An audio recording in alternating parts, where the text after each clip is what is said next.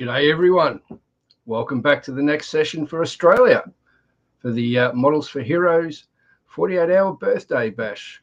I'm Ian from On the Bench, and with me today I've got Jason.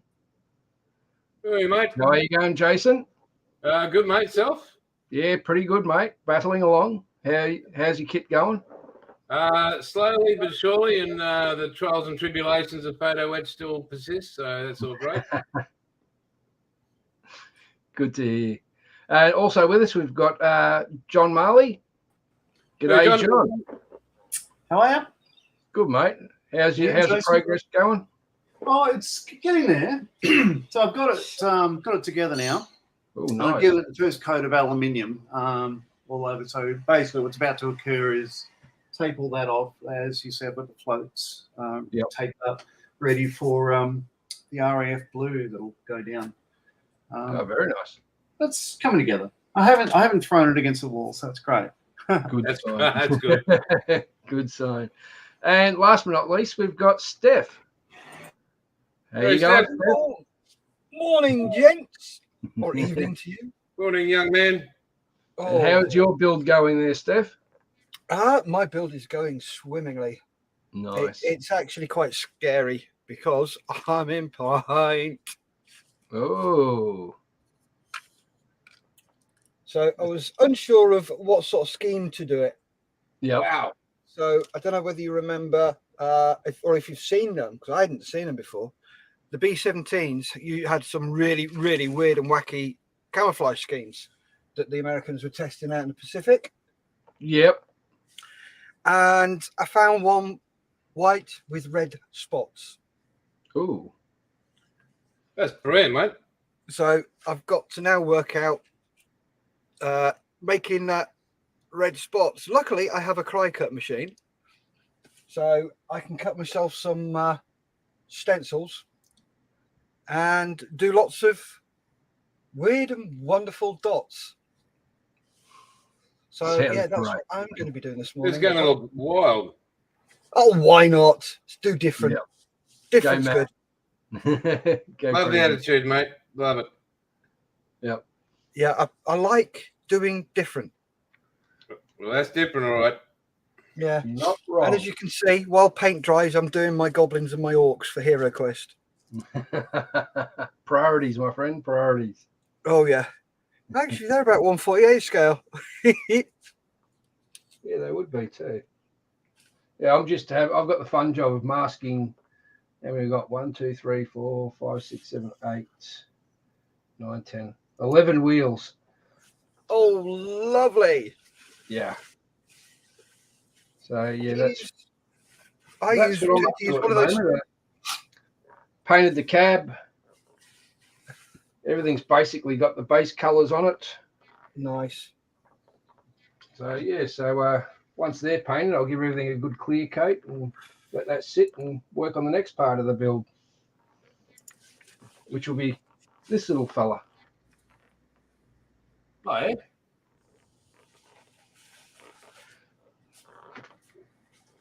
So onwards. Onwards is exactly right. Nice. We've got some comments. We have got John McMullins in. What's up? What's up? Good evening, John. Griff is in. 2 streams at once. Oh, no.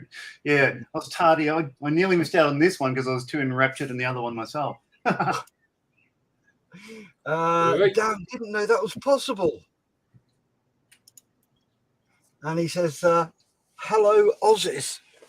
Hello. Hello. Struth, g'day, Cobber. Hey, how's it going, mate? Yeah. What do you use for masking your wheels, Ian? Tape and your display circle cutter. I like the look of that. It's a bit of it saves the headaches. I use one of those, the circle templates you had at school. Yep. I use those. Oh yeah, yep. They're quite good, they are. I quite like those.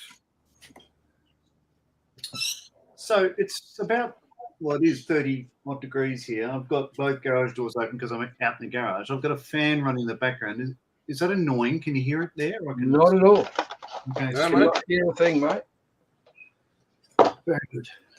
Are you deliberately saying that just to wind me up?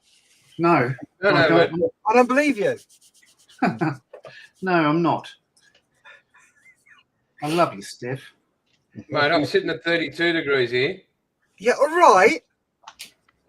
If it makes you feel any better, Steph, it was 28 degrees at 7 o'clock this morning. Well, at least it's a bit milder down here in Melbourne. We're at 26.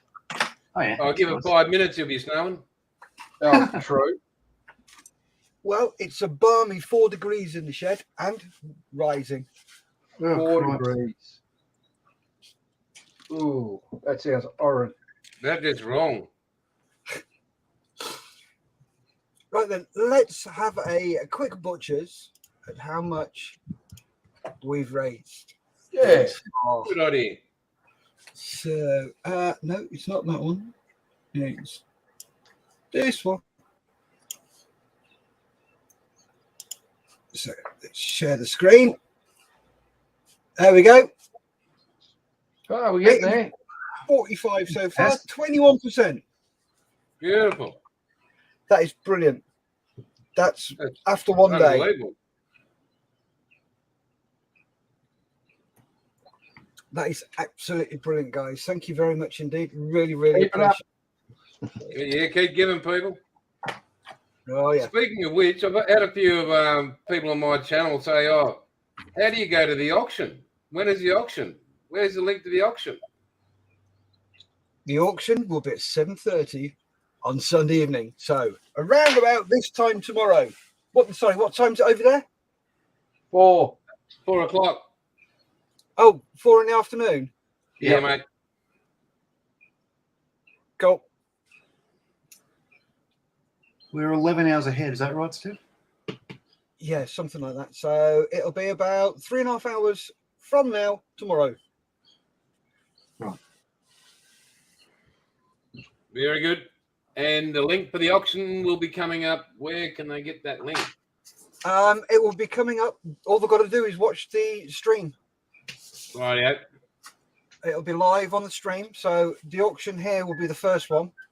Then it'll be the UK's one. And then it will be the US one. Ooh. Goggles on.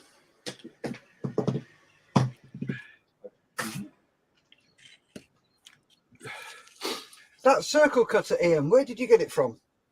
Through B&A here in, which is a online store here in Australia. All right.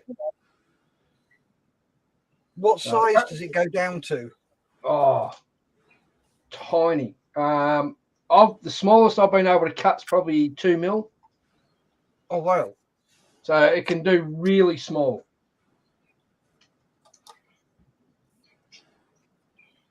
That is brilliant. Nick Farge is in. Hello, locals. Hello, Nick. Hello, Nick. Hey, Nick. Griffia, up to 22 degrees in Canterbury, New Zealand today. It was damn Wow. lovely. That's warm. Yeah. Oh, What time He'll is be the able to office run in around in your- jandals. Sorry, say again, Jace. He'll be able to run around in his jandals. Enter in the Jandals are Taliban. fine. Nick Farge is in. What time is the Aussie Kiwi auction? It's 7:30 tomorrow. Aussie time. Not sure which one. Probably Ian's time. yeah. Who's Melbourne, Sydney time. Right. Cool. And John McMullen says it's 6 p.m. in New Zealand. Oh, we've got somebody in the green room. If you guys don't know, I'll introduce you now. This is Steve. Hello, Steve. How you doing? Hi guys, you all right? Sorry, I just Hey, popped in just to see how things are going. Nice. They are going swimmingly. You guys all right? Yep. Oh, done well. No, not today, mate. You took the words out of my mouth. Yeah, I'm half left today, Steve. Oh. You get tucked in all right last night? Say what, Steve? Sorry. Did you get tucked in all right last night? Oh, yes. No, totally good. Early to bed. Yeah, I was a bit about midnight. I've been up since about 4. Oh, Remind me where you are, Steve? In the UK. Yes, obviously, but whereabouts? Oh, right, sorry. I'm well, Midlands ish way, north of North London. So Okay. yeah. yeah. You tell somebody from London, they say instead of say north instead of north. My missus is from up north. Yeah, lass. Right. She's from Leeds. Well, no, not from Leeds. She's from Hull. So Nick says 09:30 Kiwi time Sunday then. No. Oh, I don't know. I'm not sure. Someone just bought me a donut, but it's half melting. Just rub the heat in. Why don't you? Oh, it's lovely. Thanks, John. Steph, you in the shed? Yes. Yeah. Oh, Okay. it's up to balmy 6 degrees now. Oh, I've got 9 degrees. But I've had the heating on for a little while, so. Yes, so Stuart Bremner, morning from England. Just finished my night shift. Time to chill and sleep. Morning, Stuart. Hope you're well. How are you, Stuart? Morning. I suppose I should turn the camera on. I'm going to slide sideways so I don't have to watch me eat, if that's all right. Hey, Steph, Yeah? mate, if it makes you feel any better, I heard that this year where I live up here in Queensland, it's going to get down to 18 degrees this winter. Oh, bless. You see that? You see that, Jace? It's the world's smallest violin and it's playing just for you.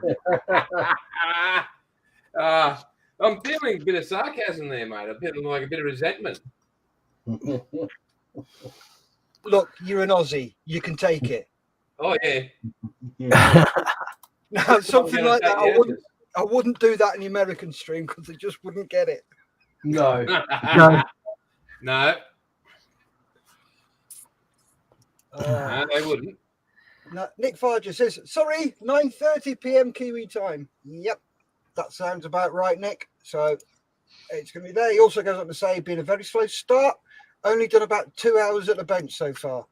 2 hours is 2 hours, mate. It's all good. All good. It's just about taking part. That's all that matters. Yep. Here we are back. So, Steve, what are you working on? I am working on the Tamiya plane. It's the Bristol Bowfighter. Bristol Bowfighter. Nice. Yes. Enjoying it? Yeah, it's going all right so far. I've last night I've got all the wings done. Well, not all wings, but the main wings done, and they're primed, all primed. Cockpit started and primed, and all the little bits and pieces primed. The main fuselage, I suppose to say, primed as well. And so now it's just a matter of I want to start doing the details with the cockpit and bits and pieces, and go from there, and then get it buttoned up and go on from there. But it's Tamiya kit, so it's like a shake and bake, Oh yeah. Chuck it in a box and all comes out dandy. That's looking really nice. I should get me one of them, I think. Yeah, that's looking really good. It's nice, and it's quite a good size as well. So even though it's 148, it's still quite big. So because I do prefer the bigger models, shall we say? Yeah, I don't have room for them, but it doesn't stop me building them. I know that feeling. Yeah.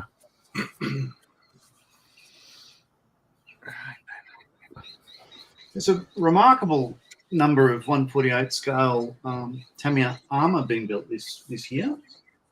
Oh, is there ever? Yeah. It's probably at least half the kits that I'm aware of, certainly on the stream. That's good. I mean, they'd all be good builds.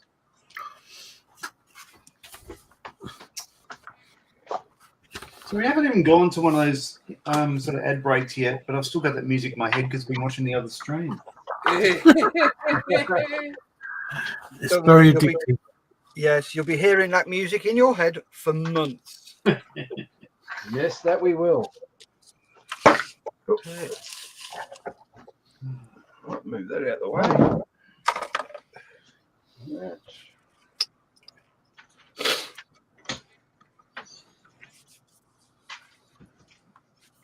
Right. Come on.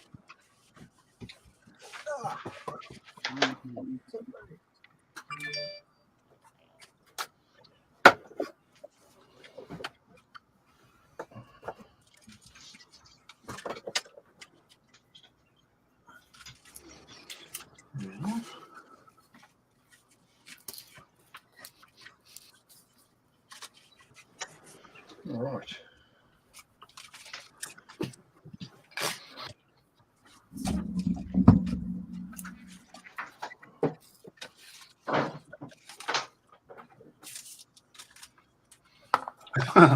So, Nick, in the comments, you're thinking of doing a C-130 bomber in 48 scale. That'd be a bit large. Are you talking about 72nd or 144?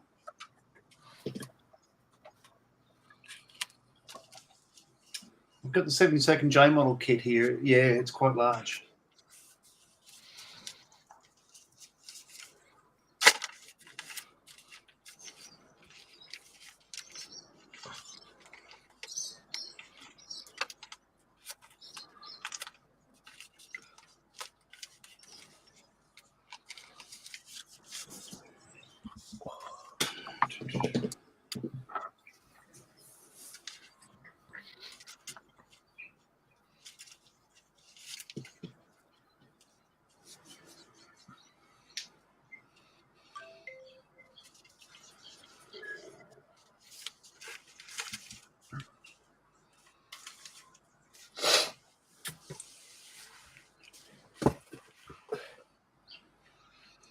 $148. 148. 730. Is there a kit available that large? Don't know. Must be, I suppose. Could be.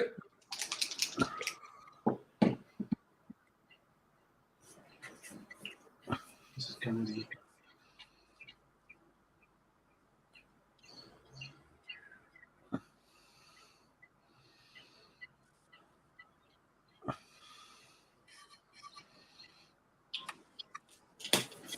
All right.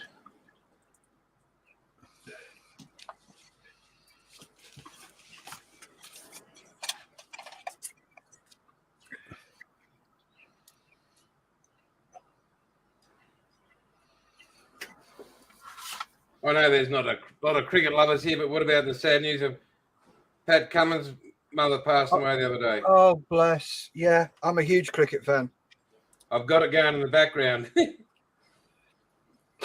Did you see the what the Barmy Army did? No, what they do, mate? The trumpeter played Maria from West Side Story. Oh, wow. Yeah. Oh, bloody chills up your back. That was just mad. That was so cool. Yeah, there's the usual banter between the fans and the Barmy Army and the Aussie players and everything else. But at times like that, it just shows you what a community the cricket community is. Yes. Oh, yeah, mate. Well, look, when I was down in New South Wales, we actually hosted the Barmy Army. That was an interesting time. There was this one bloke there. He must have been about 140 kilo. He put David Byrne to shame. Mate, the game was this. You had to go out with one pad, one glove. And if you got a boundary. You had to have a scull of beer. You're only allowed to catch with one hand. And this is the whole day we were out there in the sun. And we had a beer tent at our club. And this one big pommy guy, 37 beers, mate. Yep, sounds about right. And he stood there as if he hadn't touched a drop. And we're all just standing around going, no, there's something wrong with you, mate. It was incredible.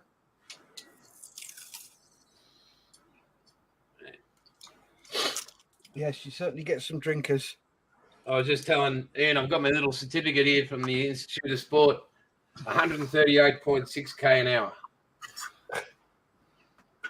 That was my fastest ever recorded delivery, like when I was down there. Wow. It was a long time ago when I could touch my toes.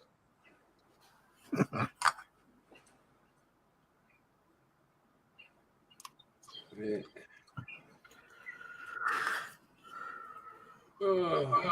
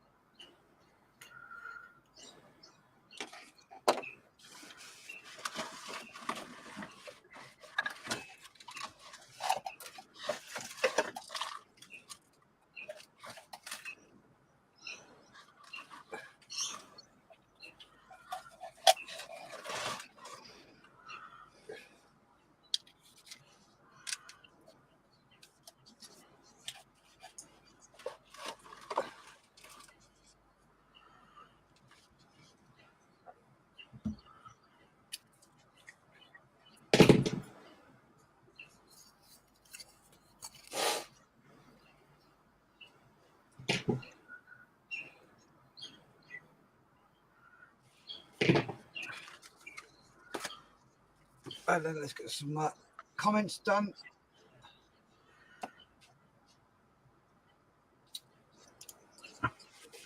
Nick Farger says, I went Tamiya kit now, right now. Revel, wishing I went Tamiya kit now. He did the Revel A26B Invader.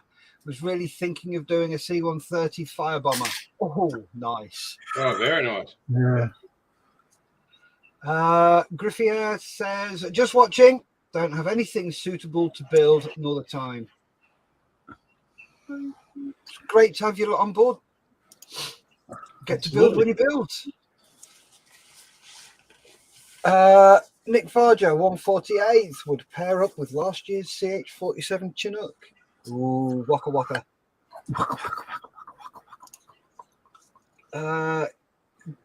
Griffier got more Edward Zeros on their way from BNA. Cool.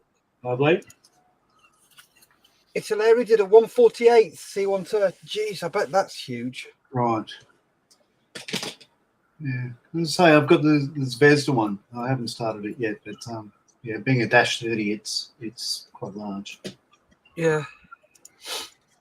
Nick Farger, yes, it requires some display display real estate. Italeri C130 JC5. Ooh. Ooh. Nick also says, I know a bloke that can drink cans like that. Committed drinkers, those kind of lads. Oh, absolutely. I think they get a doctorate or something. Yeah, I used to be a bit of a drinker when I was younger. But then doing the job I did in the Air Force, you were expected to be a drinker. Yeah. I'm one of these guys who can open a gullet.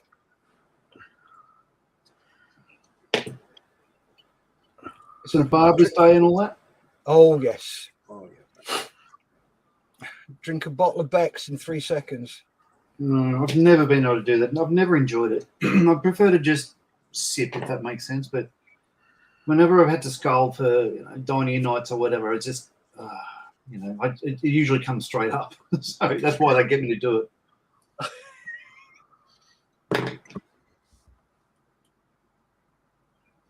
dear Lord.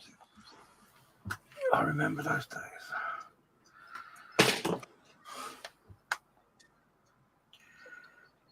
I'm going to spend quite a bit of time with these optivisors on because I'm doing a bit of masking at the moment. I'm getting old and blind.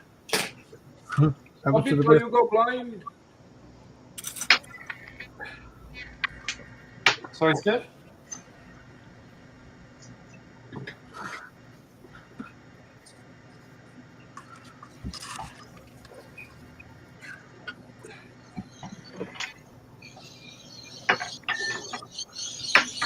Oh, we're getting there, folks. Yep. Cockpit's coming together slowly there. Nice. Dear, dear. Still haven't found that darn part. Oh, you did? Still, Nah, still can't find it. Oh, well. I'll check. Maybe I've got it here. Probably, mate. Probably, I can tell you. Oh, drive me nuts. No, it's just the way it is. That's modelling. yep, very true. Carpet monsters are everywhere. Oh, yeah. We're getting the house. The wife wants to get the house refloored, and we got tiles and carpet. And I said, well, this is my room. And I said, I want black carpet, tight woven. I said, because the grey will show up. Yeah, I got a black rubber mat. I like that, mate. But yeah, it's just a black rubber mat. Anything falls on that, easily found. Yeah. I thought you were talking about your gimp for a minute. Boom, boom.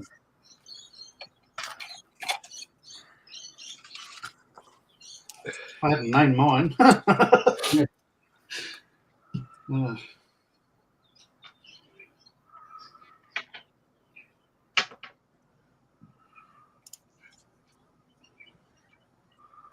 Nick says he met a shearer that drunk a large country pub dry in 3 days. Oh, yeah, those boys, they don't mind a drink.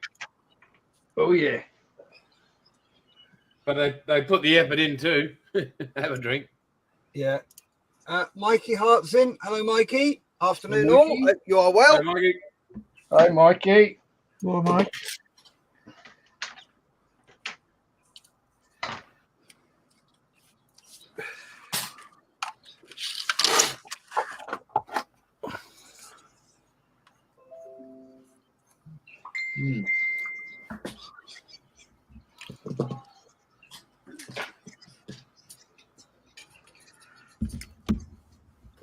James is feeling a bit better and getting some rest. Yeah. He should be. He's got told off. Good. Good. So he said, look after himself. Indeed.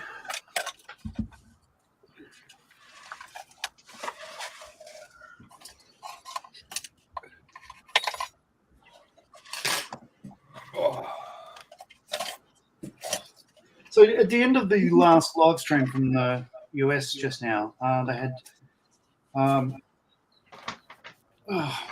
God, name escapes me. JB. No, from Modelling Bench. Ugh. Whitey. No. Another YouTuber. Oh, Christ. D-Ray. I have to Google. Just give me a moment. The story will go nowhere if I can't remember the name. Nigel. Oh, Nigel's Modelling Bench. Yeah. Was Nigel on the US one, was he? Yeah. So, he gave a tip about painting wood grain and stuff like that. And that was Oh, the pretty tip. Yes. Yeah. cool. No, it was pretty cool. So, I might as well show this now. I've given that a go. I've got a bit of, that's the same sort of the technique he was talking about. So if you can zoom in on me for a moment, Steph, please.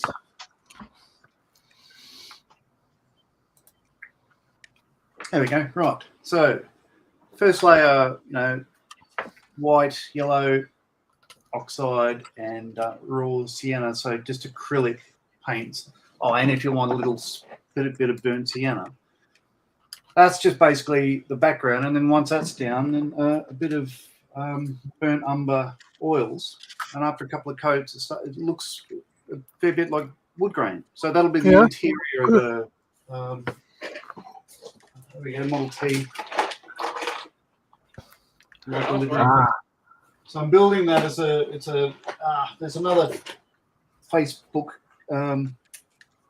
Facebook YouTuber that I'll follow and watch, Jason on Model Kit stuff, and him and Rim's Model have got a thing, build any commercial vehicle in March and April. So I'm giving this a go. So all the wood is been painted and basically just waiting a couple of days for the oils to dry. Oh, and of course this weekend. That's looking smart. Oh, there we go. Have you watched that tip that Nigel was doing? Really works well. Have you watched Nigel do his Lancaster yet, John? It's amazing. I love it. Yeah. He's my Bible. Yeah. Well, I won't be building that kit. But yeah, I've got the HK one here I'm getting bling occasionally. So, last week I got the window set for it, for the frames, the masks, and that sort of stuff. And I'll be going back watching his videos when I come to start that one. He's doing a wonderful job on it. It's a cracking kit. Oh, it's huge, isn't it? Yeah. But even so I've been watching him do. There's a couple of people, of course, that have done Balkans and that sort of thing lately. And I'm watching quite a bit of YouTube channels with modeling and stuff, because there's some really talented people out there, and I've got a lot to learn, I think. So, every day in every way. Yeah, there's a lot of good people out there that do good stuff, good work. So I subscribe to them, watch them, follow them. We're back in a sec, guys. I've got to. Budget Modeler. I don't know if you heard of Budget Modeler. He's awesome. Oh, he is. Love his channel. Cheers, John. Anytime, Steph. Going back to wood effect. Yeah. Sorry, Oils are great. They really are good. Stop it, Steve. But something I do is I'll get something like Deck Tan, Buff, Desert Yellow, spray that on. Then I get my favourite colour for leather and wood, which is this one. Give me a second, pop my screen up so you can see. There we go. 70.828, it's wood grain. Okay. And it's transparent. Right. Okay, I'll do that one. Here you go. Where is it? It works great for leather as well.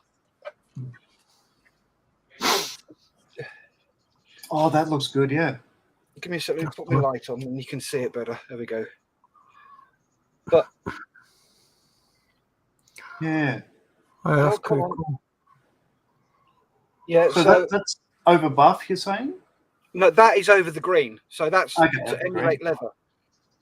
But when you're doing wood grain, if you put the buff or desert yellow or deck tan or any sort of pale color like that, and then you put this over the top, but what you do is you use a hard bristle brush, one of those. Yeah. Yep. Use one of those and then just drag it and just wiggle it a bit as you go through, and it emulates the grain. Did you say 70828, was it? Yep. Right. I'm making lots of notes this weekend. This has been very informative. Yeah. But that is, don't get me wrong, you can get some great effects with oils on for wood. Right. But the thing is, though, with oils, you need to leave them for 3 days to dry. That's right, yeah. Whereas that, it's dry within, hey, if you use a hairdryer on it, you can get it dry within 3 minutes.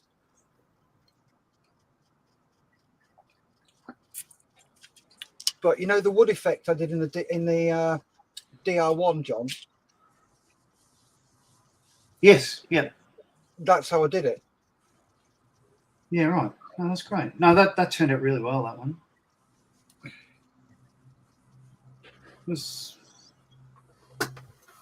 When are you going to finish? I'm waiting for you to finish your Berg Panzer Hetzer and all that stuff, Steph. You going to do that anytime soon? Hopefully, it's up there. Yeah. It will get done. I will get it done. Just going to go through some comments. Nick Farger, is this the only live Aussie today? Yes, it is, mate. Nigel has really good tips. He does. Yeah. It's like I make all my own paint. I don't make my own paint, Jason. Sorry. I make all my own thinners. I make my own glue. And then I dye it. So I've got red glue, green glue, black glue, whatever color glue you want. Ray Davis is in. G'day, John and Ian. G'day, Ray. Hey guys. He also says, "Hey guys, how you all doing?" Says Henry Sanchez. Very good, Good, Henry. And Ray says, "Yep, same technique I used on the prop for the Sopwith Camel."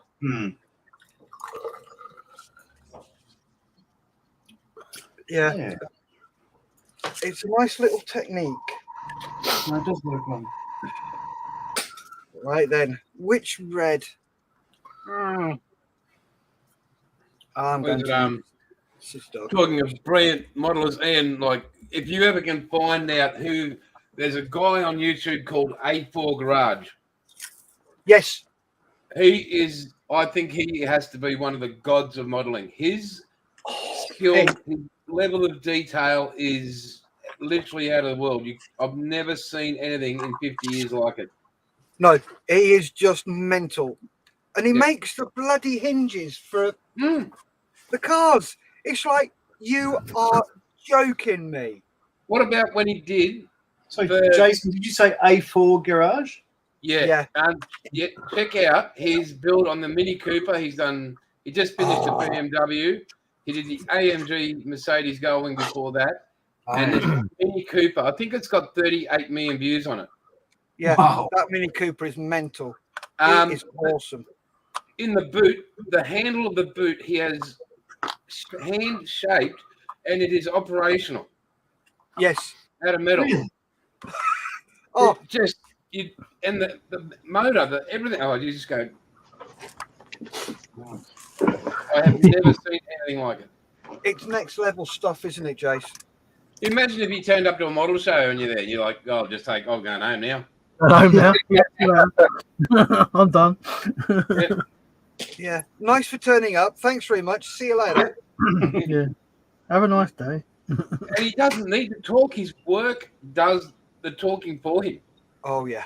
Oh, that is, he's one of my sort of, if my mojo goes, he's the sort of thing I go and look at and go, I can do that.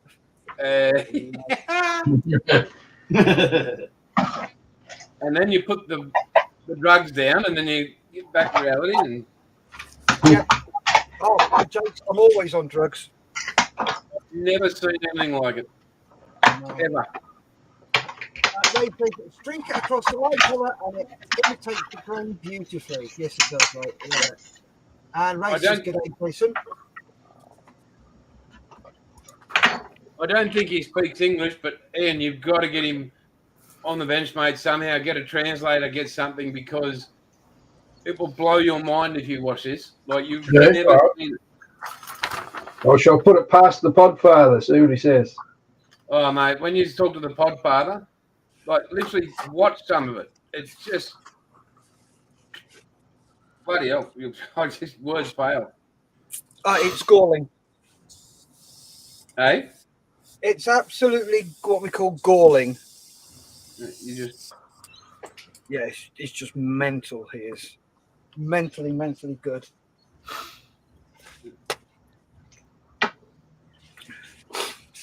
Yeah, what do I do with that bit of wire?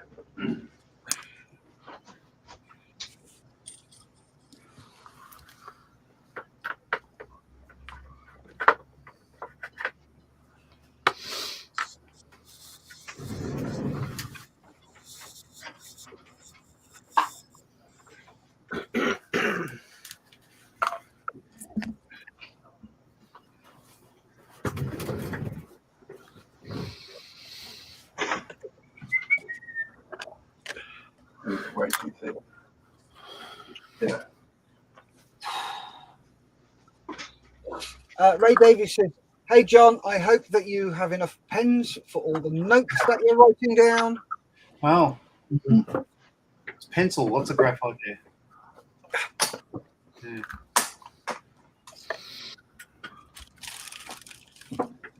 And again, I'd like to give a shout out to Pete Holroyd from Oscar Modelling. He's an inspiration to people who have never done modelling before, and he gives it, like as I said, he'd never modelled. He only took it up 2 years ago, and you couldn't tell. Yeah, he's very good. That large, I think, what 1 to 200 Yamato he's building. It's beautiful. Who's that? Peter Holroyd, Oz Scale Modelling, OZ Scale Modelling. Okay, I will have a look. He rings me up for hints and tips, and I'm like, mate, you're doing great. And he had trouble. He put paint on something, and he didn't take the advice, and he just thought acetone would be fine by itself and soak it in it.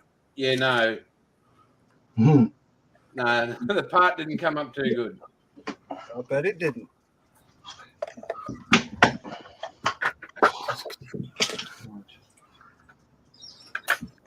And Hibbo from Hibbo's Model Bench over there in WA. Oh, that's another one. Okay, another note. Oh, what?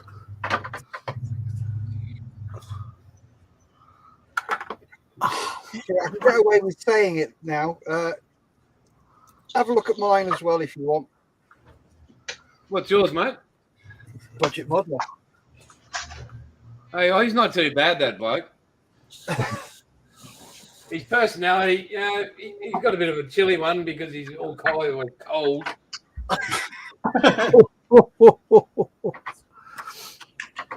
I should have called my channel Budget Modeler, but mine's more whatever the wife gives me, that's my budget modeler. I was going to call mine the Twit. I'd have changed the I to an A, but hey, just my Whoa! Yeah. Well, it's been great hanging out with you guys. See you later. Over. No. Wow. Don't hold back.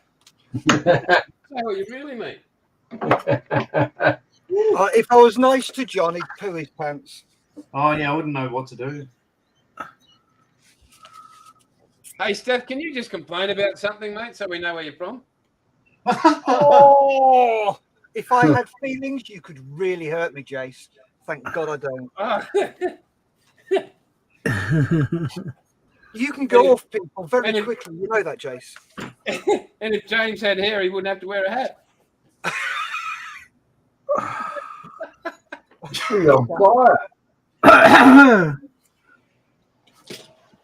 That's what I like about the Poms and the Aussies. We can just put it on each other without somebody going, "Oh, yeah, you offended me. You offended me." Why? Now, if we were doing this in the American stream, they just wouldn't get it. They'd think we were being really hostile towards each other. No, they wouldn't. I don't know. We on Aussie Modelers Live when Hibbo, Pete, and I are on, and we just get stuck into each other like full on. But just being us, we don't put it on. It's just Aussies talking to other Aussies. Yeah. And when we do the American side of things, mate, they nearly die. They're like, what? Yeah, they just don't get that. It's a term of endearment. Yeah. Oh, yeah.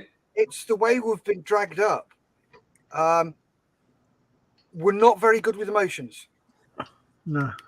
We're not very good about saying to somebody, "Oh, I think you're a really great bloke and I like you." It's like, get stuffed, I can't stand you, you're an absolute twonk. Or words to that effect. Usually a bit stronger. Just a little bit. That's the way we show our familiarity and our feelings towards somebody else. Yep. It's the way we are. We're made that way. And that is That is nurture. That is. It's not nature. It's bloody brilliant, is what it is.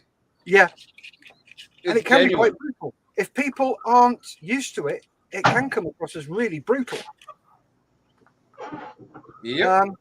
I don't know about you, but I'm 55, 56 Same this here. year. 67. What a great year. Yeah. And No. I was brought up on Victorian values, Yep. even in the 60s. Yep. And kids were meant to be seen, not heard. And Yep. it was friggin' meh. But hey, we can now.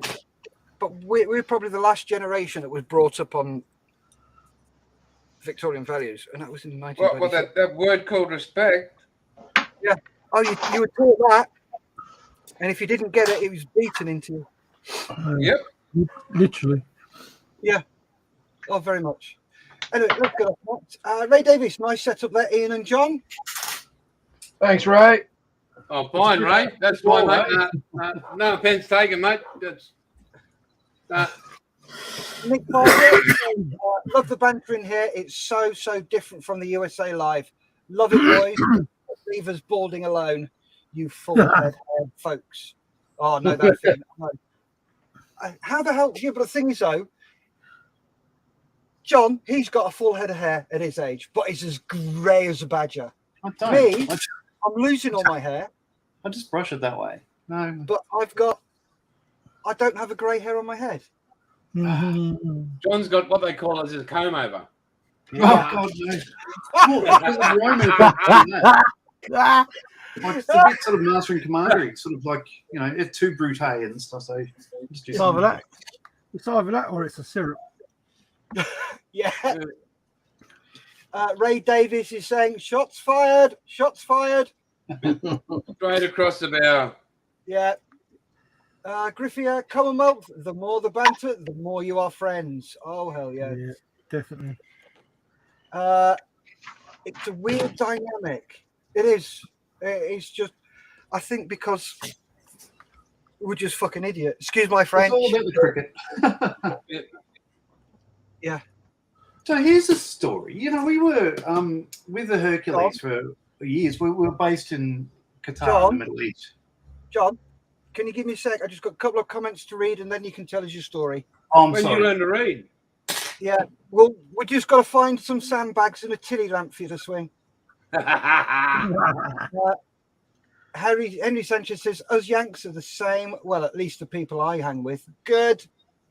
Your military certainly get the banter. Yeah. They understand it. Ray Davis says, Ian, where did you get your light set up for the bench? Okay, my light setup. This one here above me. Light, is from- not wife. Yeah. So this one's got from Bunnings, Yeah, and the other ones are just daylight LED strips I got through Middies. cool. Thank you for that. Griffia, lost my hair at the age of 21. Oh, bloody hell. Ray Davis, the world is too much wrapped up in cotton wool. Oh, it is. Oh, tell me about it. Amen. Tell me about it. Oh, And God. he also goes on to say, Jason, don't cry, mate. I can only see your desk. What's that? He says, don't cry, mate. He can only see your desk. Oh, that's lucky for him because my head's as ugly as a beating crow. Right, come on then, Mr. Marley. I've got the sandbags out. The tilly lamp is swinging. Tell us your Jackanory. So we were in the Middle East on an American John. base in John, hello. you've got to start when I. Okay, now we start with so anyway. Good Yeah. job, mate. Don't listen to that whinge and pom. We're in Al Udeid, which is an American base in the middle of Qatar, and the messes there were American. Everything was American base, Oh, yeah. American military. But most of the people cooking there were what the Americans call TCNs, or third country nationals, and the people from Bangladesh and India and other places, basically, that are brought in as contractors. And we would have this great sort of rapport with the Indians and Bangladeshis and Pakistanis about cricket, of course. So there was one day where Bangladesh beat Australia in a one-day international. And, we walked into the mess. This is early morning. It's like 5 a.m. or whatever. And the chefs behind the counter were cracking up laughing and pointing at us going, ah, and we're just like, yeah, whatever. Anyway, one of their American sort of supervisors came over and he got stuck into them, was yelling and screaming, how dare you talk to him in that way and all that sort of stuff. And we're trying to disarm the situation to say, no, it's good. Like, said, how dare you talk about him? His country beat yours? I mean, I'm just saying, yeah, it's cricket. Like, it's all right. We'd rather play them than not, You should play cricket. You love it and stuff. But it can be a different culture. Oh, yeah. Oh, different world altogether. Yeah, it's a great leveler. Like watching cricket, fantastic sport. And I can't understand why Americans don't give it a crack. In that, I've been to baseball games. I've seen the Atlanta Braves and stuff like that, and they're amazing games. Yeah. But I don't know if an American would come here and watch cricket. Certainly not for 5 days. I don't know. I'd like to think they would. Not exciting enough. Oh, it is. Oh, it is. Yeah, we know it is. I faced Brett Lee when I was 16 in the nets. That was exciting enough for me. Yeah, right. Hey? Can't see what I'm doing here. That scared the hell out of me. The speed. Mate, I was number 11 for life. And at 16, 15, he was in excess of 145. Yeah, wow. Who the hell was that? Brett Lee. Brett Lee. God, yeah. He was a junior at our club. So, yeah. Oh, nice. You played with him?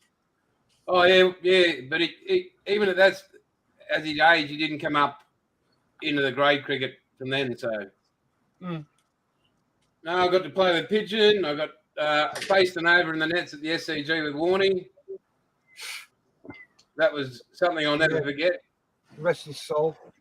That was gutting. That was. When Warney bowled, like everybody looks on TV and they think spin bowling, slow and all that. You're still bowling around 79 to early 90k an hour, and when he let it out of his hand, it actually went like a beat, like all his beats. And then the thing, like the amount of spin he put on the ball as it's coming towards you, it's either drifting in or drifting out, and you're just going to go, you've got no idea. And he lets you know what he's doing. I'm going to do this. No idea. Christ.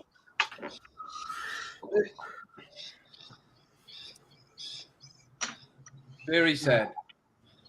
It was very, very sad. Comments. Where are we?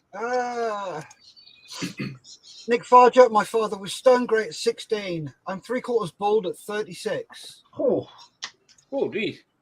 Lord. Ray Davies says, thanks, Ian. Henry Sanchez, Henry Sanchez says, I was also deployed there before I went to M Island, Azaria. Yeah, right. Yeah. And Ray says, things can always be lost in translation. Yes. Yeah, that's true. Thing is, it was hot and dry and dusty and all that, but we had aircon. So what I was thinking about is people and say, well, up to Suez Crisis and everything else, but certainly World War II, how they put up with it for years on end. I don't know. I don't know how they coped. It wasn't too hard for us. Like we had, it was, for the first couple of years, we had 3 beers a day there, perhaps, and all that stuff. Yeah. That stopped. People kept doing the wrong thing, so that became a dry camp for my last tour. Did you, when you got into recruit school, mate, did you get your ration when you started? I'm not sure what you mean. Like, well, when I was at Cerberus, right? Yeah. It was third night. We all go down to the hut, and they issued us 2 cans a night. Oh no! No. We were issued 2 cans a night. No. Because no, in the recruit training, after a couple of weeks, I let you basically, it's up to you. Just do what you want. You pay for it. But, oh God, that was a while ago now. A couple of years back, mate. Yeah, I had grey hair when I joined up, funnily enough. Only on the side. I looked a bit like Mad Max in number 2.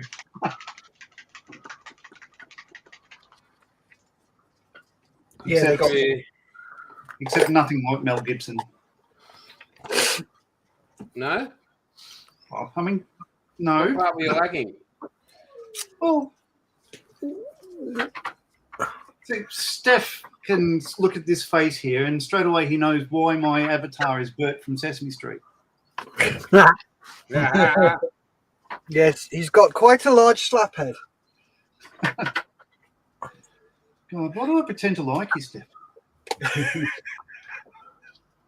Because you're a good bloke, mate. No, he's a good bloke. You can go off people quickly, can't you?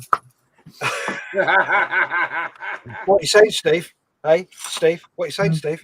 Yeah.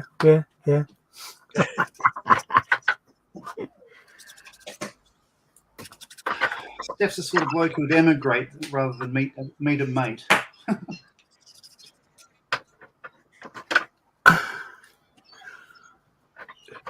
I have to paint this shortly. I'm at the point of clear coating everything. Nice. I'm doing a clear coat. It's called glue.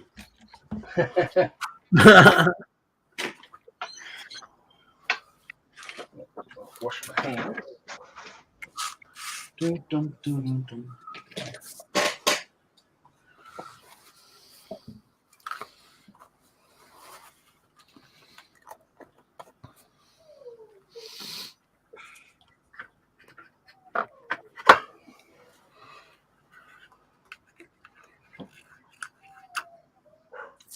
I was talking to my dad the other day. As I said, he's ex-RAF and that. He got me into modelling all those 50 years ago. And finally, after all this time, I'm actually going to make a model with my dad again. We're doing the JU87 from Border. Oh, yeah.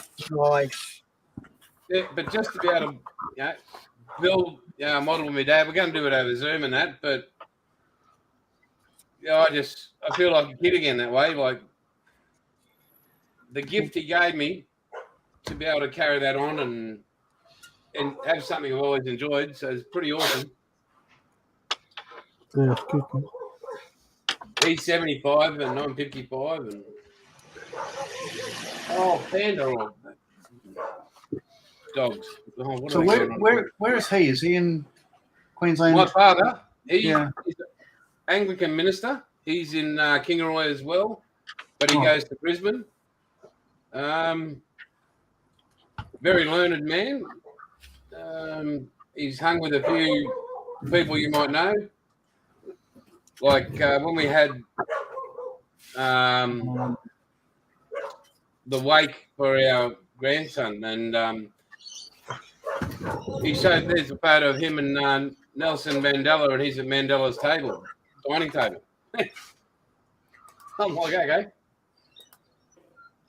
Yeah. Well, hang on, I've got to sort out these dogs. Must be a snake in the backyard.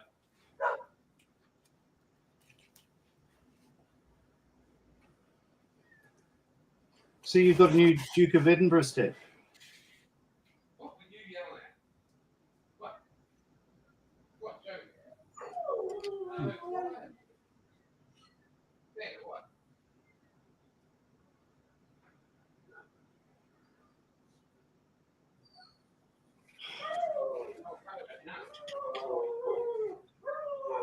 Oh, my goodness.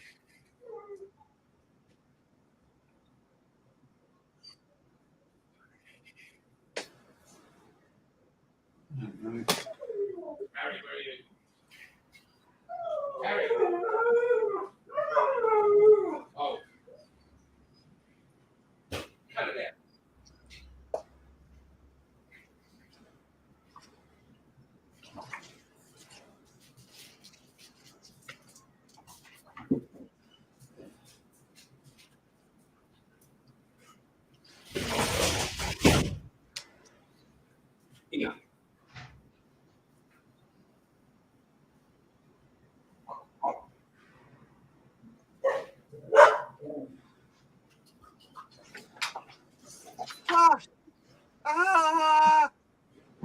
savior of Oh! Flash auction. Flash!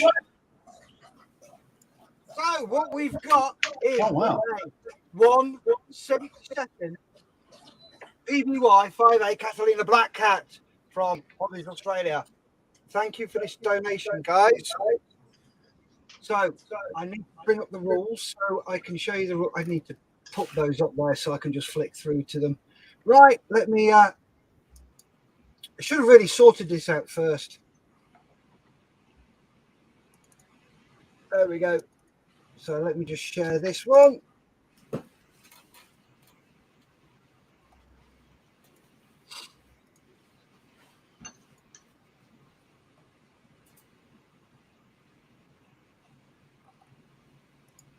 So the rules for the auction. All lots will be 3 minutes long. The start of the auction will be, the start of the timer will begin when you see, not here, start in the chat. The auction will end when you see, not here, stop in the chat. I will give it about 10 or 15 seconds after I've typed stop in the chat, and this will allow the chat to catch up. So bearing in mind, just because you don't see it in there, there could be somebody on a different platform who's bidding as well. So we have Facebook and we have YouTube. We had somebody said, but I didn't see the top bid last night. That's because the top bid was on Facebook, not YouTube. So just be aware, we see two streams. We see two chats, Facebook and YouTube. So just be aware of that. My ruling is final. If you don't like it, tough. Postage, packaging, and any customs duties are not included in your bid. Across the bottom, you will see a price for postage and packaging. You have to add that onto your bid. Not reading the rules is not an excuse. Remember, please only bid on auctions in your local area. We understand we can't stop you bidding on other ones, but remember item 5, you're liable for postage and customs. Also, several of the donators have said that they cannot post to certain areas. I will tell you where these are. So they won't be able to be posted out of their country. And the final one, please only bid as much as you can afford. Set a limit and stick to it. So if you're in the stream and you fancy bidding for this one, then please bid for it in your own YouTube or on Facebook. So before I start, Nick Fudge says, nope rope. Snake equals nope rope. So glad we don't have them here. Oh, we've got them. John McMullen says, yay! Nick says, can you say what platform the top bid is on? What I do is I put the top bid, as you can see your name there, and in the bottom right corner of your picture, it's got a YouTube symbol. Now, if it's Facebook, it's got a little F. So I can also tell you, but that's the way you tell where the top bid is. Right then. Where's my dog? Here it is.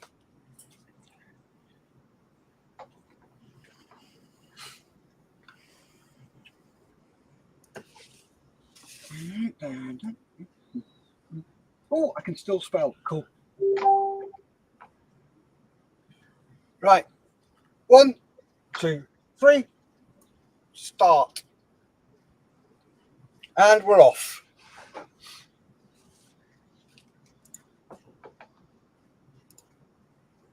So, 30. Right, so John McMullen on Facebook has bid 25 Aussie dollars. Facebook user is up to 27. Mikey Hartson. I can't comment, but 35. If you go on, you've got to put it in the chat, mate. Yeah, I can't. There's no chat window for me. No. You need to go into the YouTube stream. Yeah, you've got to go onto your YouTube stream. Oh, okay. or go onto Facebook and look for Model Officers Mess. Go in there and bid from there. That's okay. I'll wait. You've got 2 minutes. Cricket's on. There is another one coming up in the main auction for Australia. So if you do want this, there will be one later on, but bid like you mean it. So we've got Mikey Hart there with 27 Aussie dollars.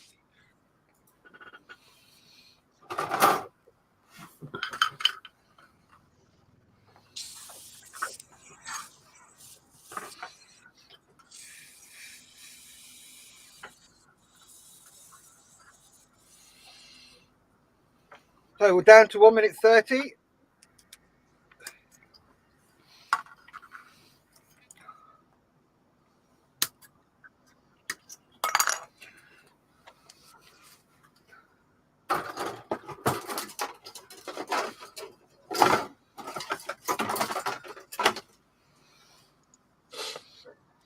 John McMullen's up to 28 Aussie dollars. 1 minute left.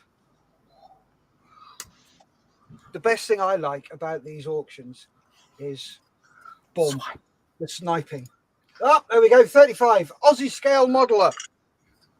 I take it that's you then, Jace. It is, mate. It is.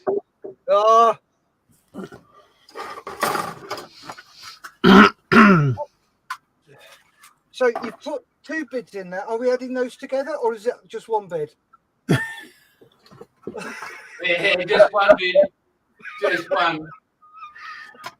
Sure about that? Yes, absolutely. Final say. I do 15 seconds. had to turn off YouTube because it was doing the whole delay thing. 5, 4, 3, 2, 1, and stop. Right, let's give that a few seconds to catch up. Do we really need to though? Yep. Oh, How last do we year, feel about this?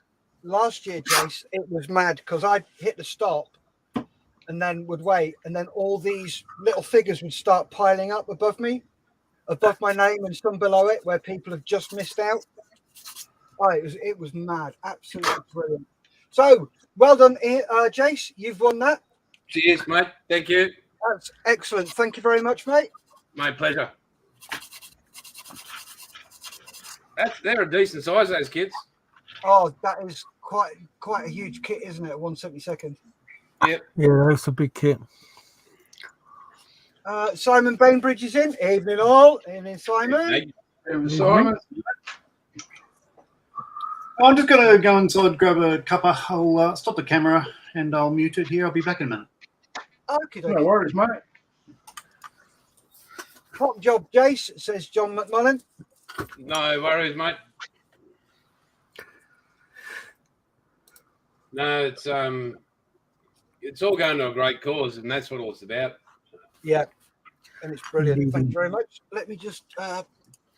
If people think I need kids, just have a quick peek under this bench on my camera. Oh Lord! Oh, wow. Shed envy.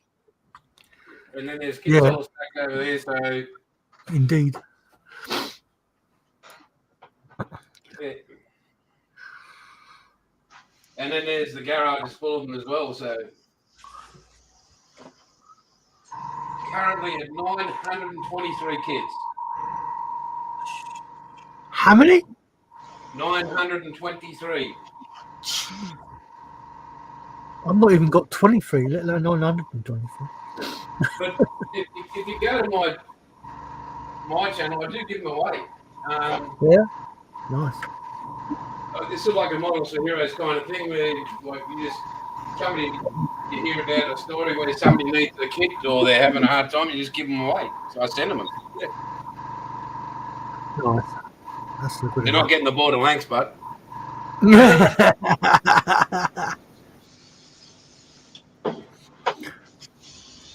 and currently behind that camera is the 1200 Missouri, the 1200 Titanic, the 1/200 Yamato and the 1/8 scale Trans Am. Nice. Ridiculous. Jeremy Elliott is in. He said, "Good evening, gents from Idaho. Sticking around after the US group concluded." Thank you very much, Jeremy. Good to see you. Crazy Loca managed to swim over from the US stream. Hello. How you doing? Well done, mate. Drew Oliver. Evening all. Evening. Drew. Right, Steve. Yeah. Can you take control for a bit? Because I am going to make myself another coffee. Yeah, coffee time. Yeah. Coffee Yeah. time. Well, talking about that, we can go into a quick coffee time. If I just bring it up. And let's go. Just a quick one.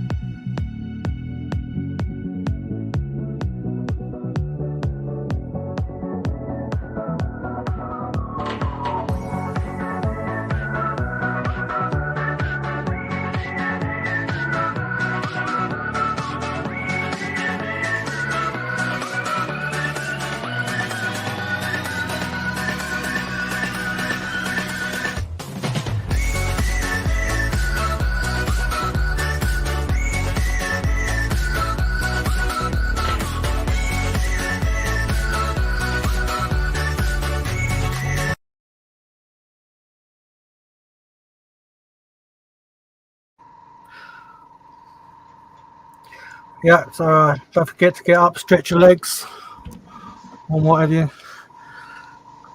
before that coffee cup. We've also had Drew Oliver saying good evening all. Good evening, Drew. And Jeremy's saying I was in the Oz last week. Lovely visit. Can't wait to come back. Glad to have you. Nice.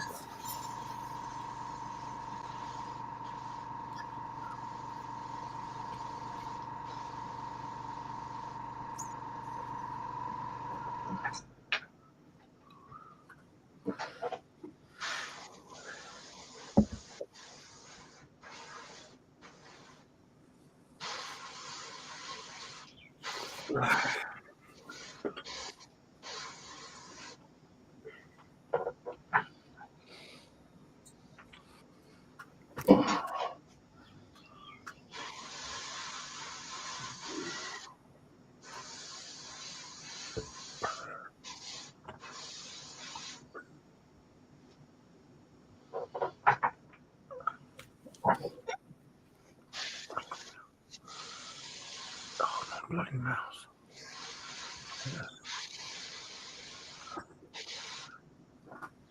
So those in the chat, how are you getting on building if you're building along with us? What are you up to and where are you at? Good question, that one.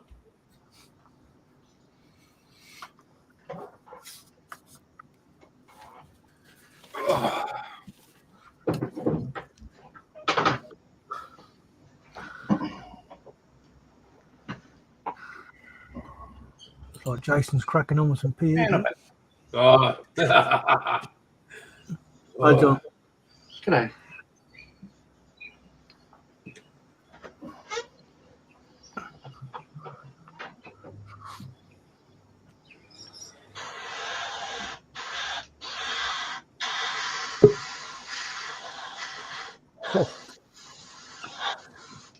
So we've he's sitting in the green room. Oh, there he is, Mr. Sunshine himself. Hey, Dre. Hey, how you doing, guys? Hey. How you feeling, mate? Yeah, rougher than a sheep's ass. But yeah, never mind. I just thought I'd pop in and see how everybody's doing. We're more worried about you, brother. No, no need to worry. Advanced hair, yeah. I'm gonna head back to bed in a minute after I have my coffee and roll up. But never mind. Mm. I can catch up later. Steve, nice to see you, mate. You all right? Yeah, not so bad, mate. Not so bad. Cool. You were out early, and you? Well, I woke up at about 3:30 because my daughter hadn't come home, and because she normally gets home about that time from work, Yeah. and she was at McDonald's of all places. And then she came home because her and the guy she works with just went to get something to eat, and he brings her home, so that's quite good. Yeah. That's good. And then I was just like, I was awake, Yeah. so I waited for her to come home, and then I was like mucking around on my phone and whatever. I was like reading bits and pieces, and I thought, no, I'll get up and come down. Might as well. Star. We appreciate it. What's the temperature in the shed this morning? Well, I turned the heating on a little bit, and we're currently sitting at 10 degrees. Oh, that's Oh, not here too we bad. go. Again with the good temperatures. Yeah, but I know Steph earlier on said it was 60 in his little shed. So yeah, he said he's got the heaters on, so I hope he's warmed up by now. Yeah, hopefully. Cool. Jeremy is saying sub-assemblies on my Tamiya Tiger 1 early, coming along, shooting some primer now. Lovely jubbly. Facebook user saying evening from California. Oh, yes. That's Robert Lara. Hello, Rob. John McCullen is I'm at the more you touch it stage, the worse it gets. We've got seagulls just flying above now. Excellent, even though I'm nowhere near the sea. Facebook is building a 148 Dingo masking Mickey Mouse camo. Cool. And Crazy Leco saying, did you get any rest, James? Yeah. I've had about 4 hours sleep roughly. So I got some sleep, which is good because I've not slept well the last few days anyway. So that's the bonus. Thank you for asking. I'm all good. Very good, buddy. Nick Farag is saying, I'm steaming along. Fuselage is taped together. Wings are getting dry fitted. Nearly good enough progress to crack open the C-130. Okay. Zal is saying hello. Hi, Zal. Hey, Zach. Facebook user again is saying working on the tub and road wheels on the Tamiya M1A2 Abrams. Nice. And Sal was saying it was in the US stream, James. You got to go in there and play headmaster. Oh no, I'm not getting amongst that lot. They're much bigger than me. I'm a chicken. I don't know if you are aware, but just a quick update on our running total at the moment. So we are currently at, he says, we're currently at 21% of our target, which is £869 so far. So well done, everybody. Excellent. That doesn't include some of the flash auctions that we've done. So we are heading very close to the £100 mark, £1,000 mark. So that's cracking. Well done. Yeah, really good.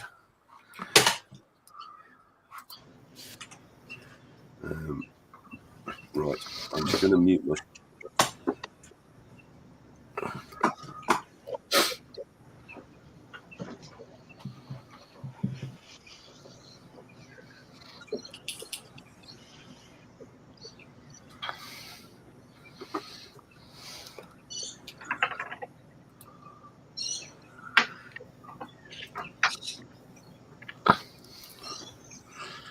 Yes.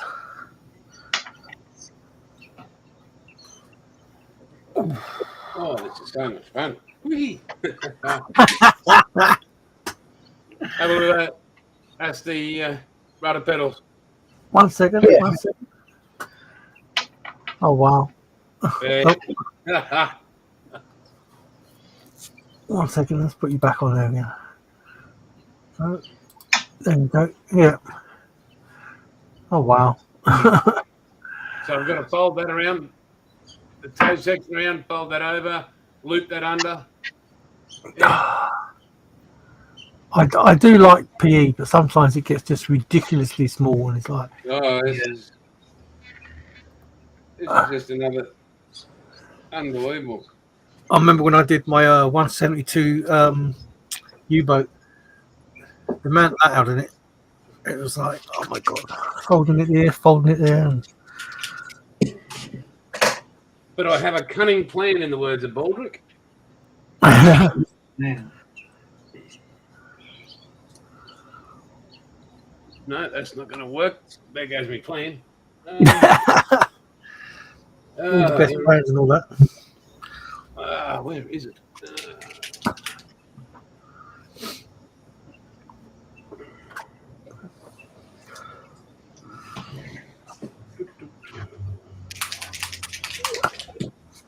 What can I use?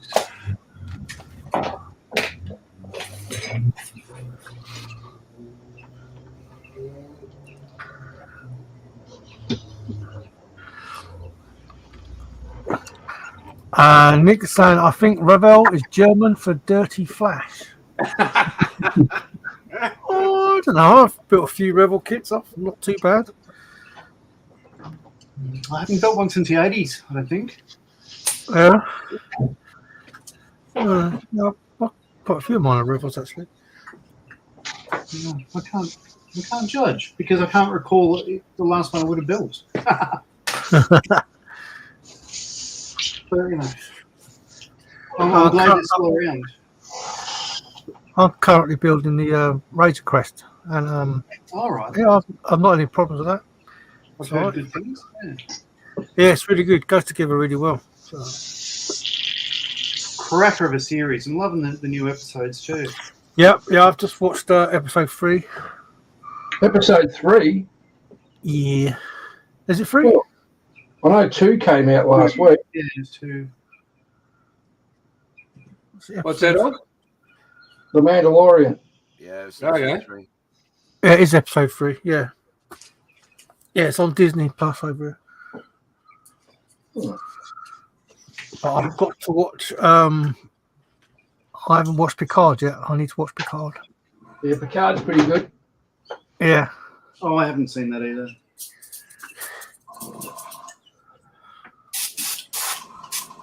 Now, is this compressor annoying anybody? If I do this, that's too loud? I can't hear the compressor. No. No. I won't mute it. Not at the moment.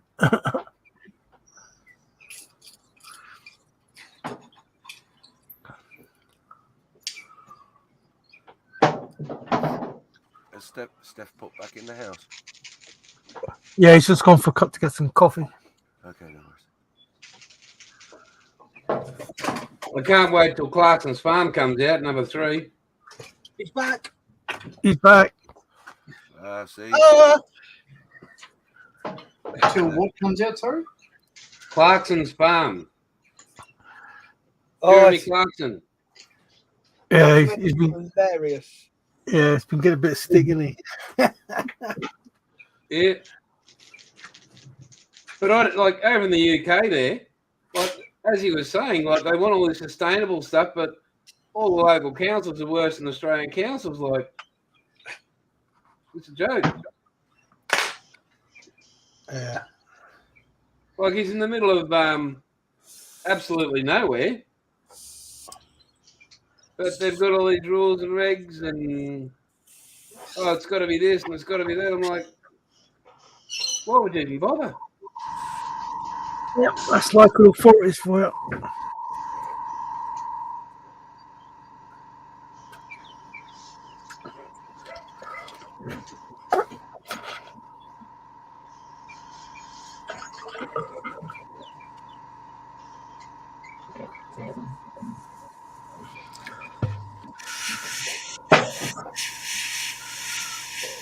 So John McClellan is saying, been building a 144 MiG-25.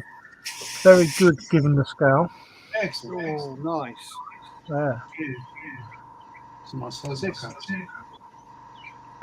Nick's saying it's a 2017 boxing, but 1993 moulding.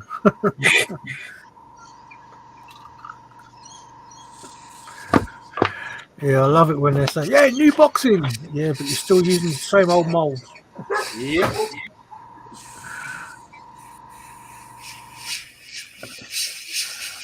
And John's saying that's the Rebel kit. Yeah. Facebook user is saying, "Good morning from the northeast of the UK." Good morning. Northeast must be a bit. Is it? Have you still got snow up there? It's all gone from down here. It's Rory Down. Hello, Rory. Hey, Rory. Yeah. When did James creep in? Just a couple of minutes ago. Check your message, Steph. Yeah, I've seen it. I've responded. Oh, okay. Check your message, James. Yeah, I'll check my messages.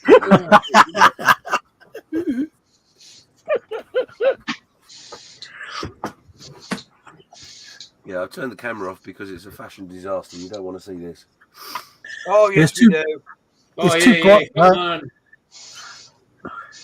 We want to see We need to Jim see the Jams. best of British. Got to sort the white balance out. Hang on. Pull my onesie out because it's got stuck.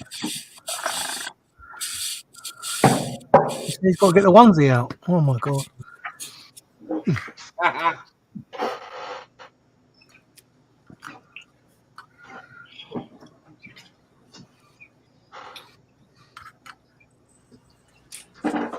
So I'm doing. That's my canopy mask set that came with the kit. A second, John. I'll let you.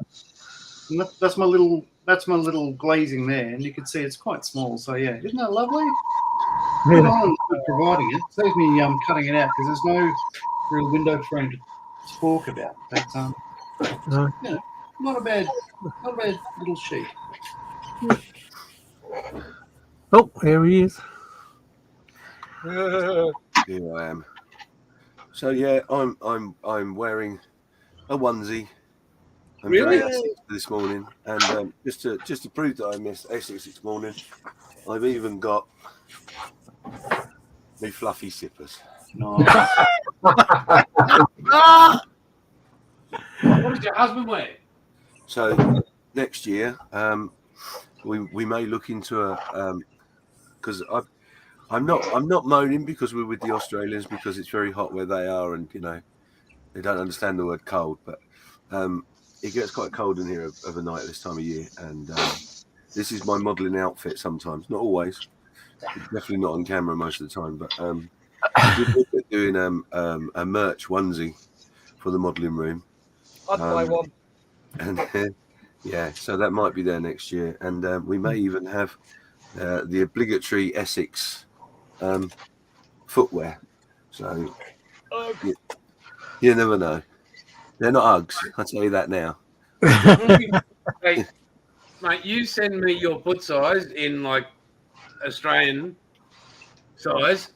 I will send you a set of Ugg boots, Australian wool Ugg boots. Oh, I'm so tempted. No, yeah, you like, and we men's sizes, so I'm not sure what you've got over there, but I'll be my feet's probably a Sheila size. I wouldn't worry. that's okay. So, no, mate, let us know what you want. Let me know your shoe size, and I will get them over to you, mate. Well, there you go. You see, We can't have the monarchy go cold. who knew that at 6 o'clock in the morning you could be talking to someone on the other side of the world about footwear on a model making stream. We bring you everything we possibly can. Oh dear. Yeah. My foot size is reduced, so you know. Yeah, well, yeah, you can get into those nice pointy shoes now, can't you? But he doesn't get his money as good as your heels there, James. No, that's true. I could get my feet out and show you, but you know, I don't want to put people off the street. Oh no. I need to eat breakfast in a minute, Steve. And I love you lots. Don't be wrong. So I'm not being horrible. Well, no. So, guys, just so you know, had a great experience with the flash auction in the American section, previous section. 2 people going hammer and tongs for an AK book. Two best friends. Yeah, so that's that raised $100. Oh, well done. Right, that's amazing. JC cool. Osborne, I seem to remember off the top of my head, won it. Yep. So well done if you're watching, JC. And yeah, I got some feedback. I hear you and your mate were at each other for it. That's really good. I love that. It was great to watch too. Oh, was it? I had a big smile on my face the whole time, just going, wow. I will go back and have a look because I enjoy those sort of things. But yeah, of course the streams will be live on the channel, so you can always go back and watch the bits you missed. But you don't want to do that right now. You want to keep with us for the whole weekend and try and stay as live as possible so you don't miss out. So guys, I'm gonna throw it out there because I don't think maybe a couple in here know about it, but we had a bit of a brainwave that we're just doing a little bit of research into at the moment, still working behind the lines behind the desk and all that. But we decided that this year, when you guys get to the point of the end of your build, the end of the 48 hours, we ask you to post up 3 pictures in the reveal album on the Model Officer's Mess, which is great. So you can see some fantastic work. Sit there and feel jealous at people that have finished a complex build and added smoke machines, lighting, and disco balls and all that sort of stuff. But we encourage you greatly. Please, if you don't finish, still put your reveal pictures up of where you got to, because it's you're part of the group, part of the community. But what we're going to do is we are going to make a yearbook this year. Oh, cool. So we're just thrashing out the bits and pieces. I've been in communication over the last few days with a publisher, and I don't know costs yet and all that sort of thing, but we'll work that out. But that will come after the event, because obviously we've got to concentrate on what we're doing right now. But the idea being is we're going to make a book. We're going to get Malcolm to write a little explanation about the charity.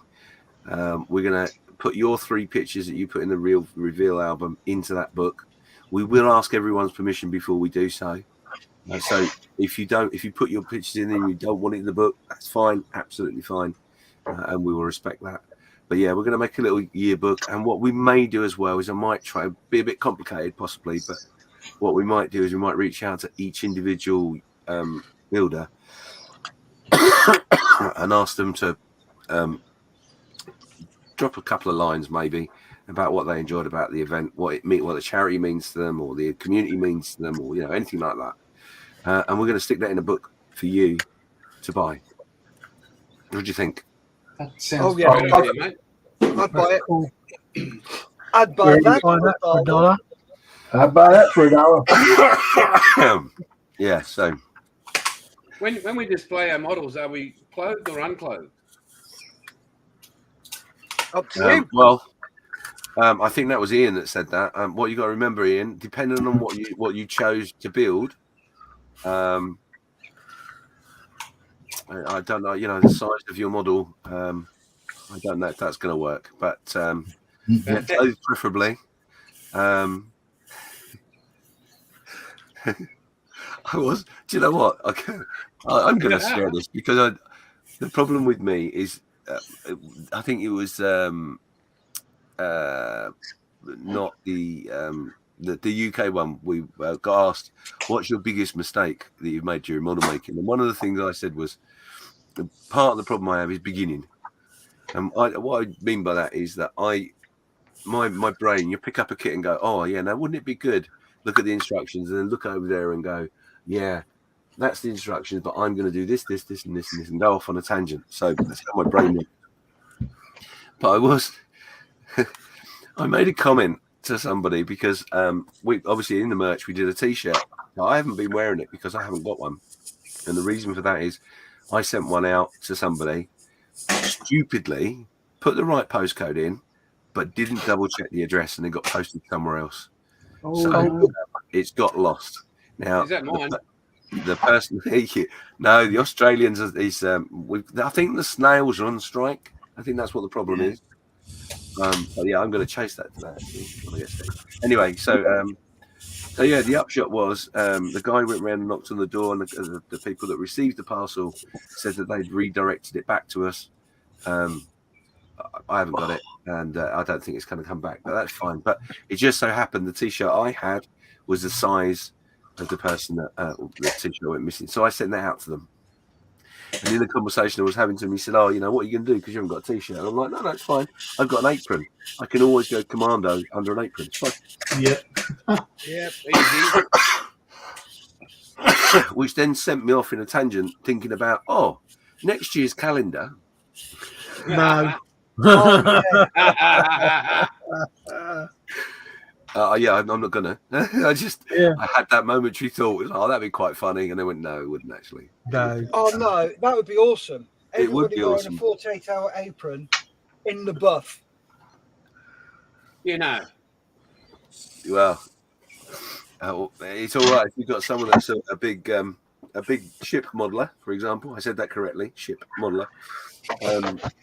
But yeah, it's just calendar girl sort of idea of just coming to my head. We're bad enough putting PE together. Imagine having to squint that hard at a calendar. Oh yeah. Especially in this shed, it's bloody cold. Oh dear. That would also bring new meaning to guess the thing, wouldn't it? But anyway. Nigel would say, "I'll trim that off." Yep. Oh dear. Oh, that's funny. That's You an won't be extraction mark. able to blame the carpet monster for that. No. Oh, look, they've got an extraction pin on that one. Yep. Oh dear. Well, that's interesting.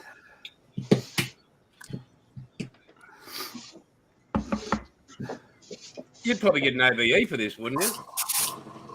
Say again. Jane, you should get an OBE from this, or a knighthood. Why? From the king. Why? Why? 'Cause as I told you many times, mate, you and the mob that do all this, it's absolutely brilliant. Models for Heroes. What a selfless act. How Random acts brilliant of are you kindness. blokes? Yeah, I'll be honest with you. The only person that would be worthy of such an honour would be Malcolm himself. Malcolm Charles. Yeah, I would support that and back that all day long. He's just a star. 100%. What I do, Malcolm what I received do and an award last year from a charity. Is that right? yeah, so he won the I think it was called the Light Award or something. Yeah.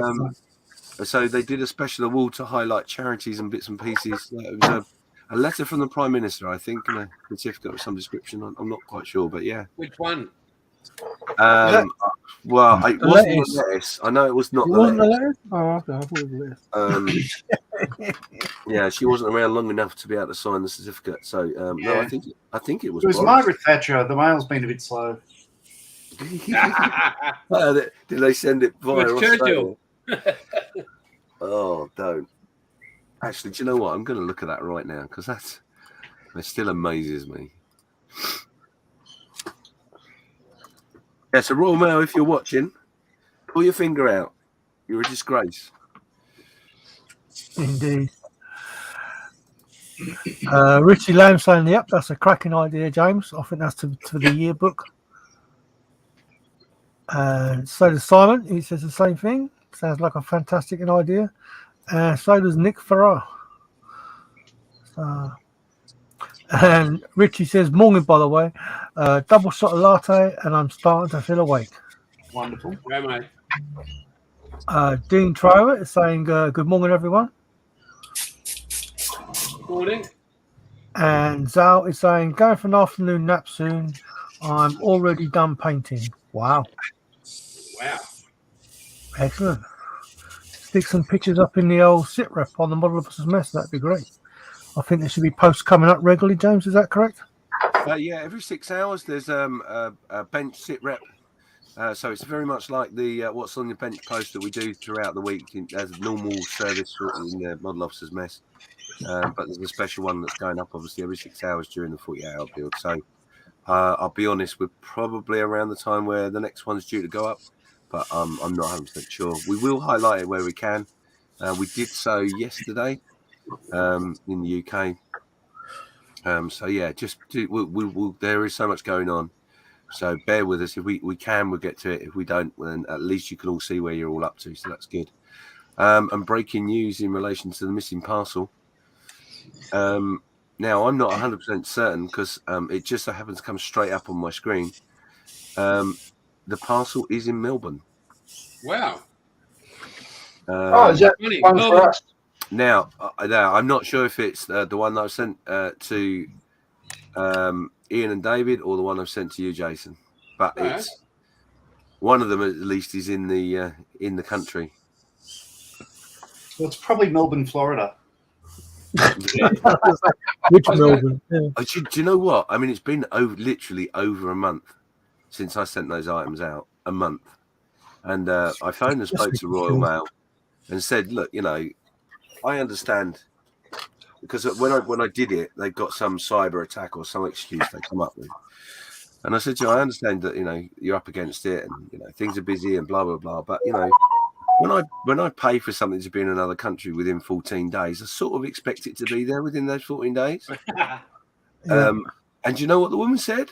Oh, we don't guarantee any parcels. And I said, that's the whole reason. She said, no, we don't guarantee any parcels. It's just a guide.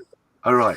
So when you charge me 45% more to get it there earlier, there's no guarantee to that. She went, yeah. And I was like, well, why would I bother spending all that money for something that may turn up at some point in some future date? I might as well pay the least amount of money and then you've got 45 days to deliver it. Oh, but there's no guarantee. And I was like, oh, okay, so it'd probably take 52 weeks. Jesus, honestly. I'm moan over. Yeah. But yeah, crazy, absolutely crazy. So yeah, it's certainly looking promising. You might get it by the end of March, so that's good. 24 or 25? Unfortunately, I can't guarantee. Yeah, terrible. I ordered a package from Hannah's and a package from Perth at the same day. It'll be interesting to see which one gets here first. It'll be the one from Perth, 100%. 100%. Right, I'm just going to duck out a second. I wonder if the Royal Mail actually is a 7-day-a-week operation. I believe so. Allegedly. We're 5 days a week here.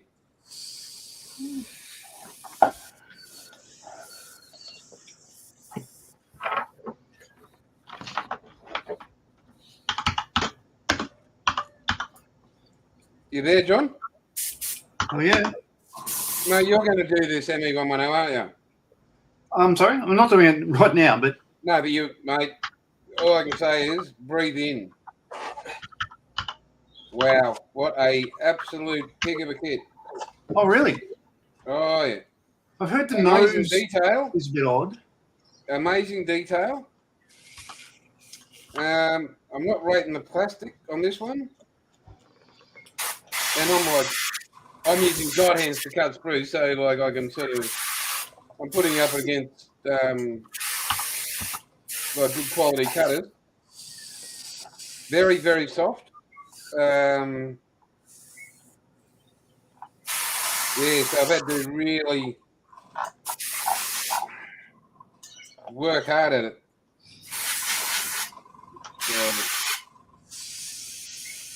It's not like any other Edward kit I've come up against, but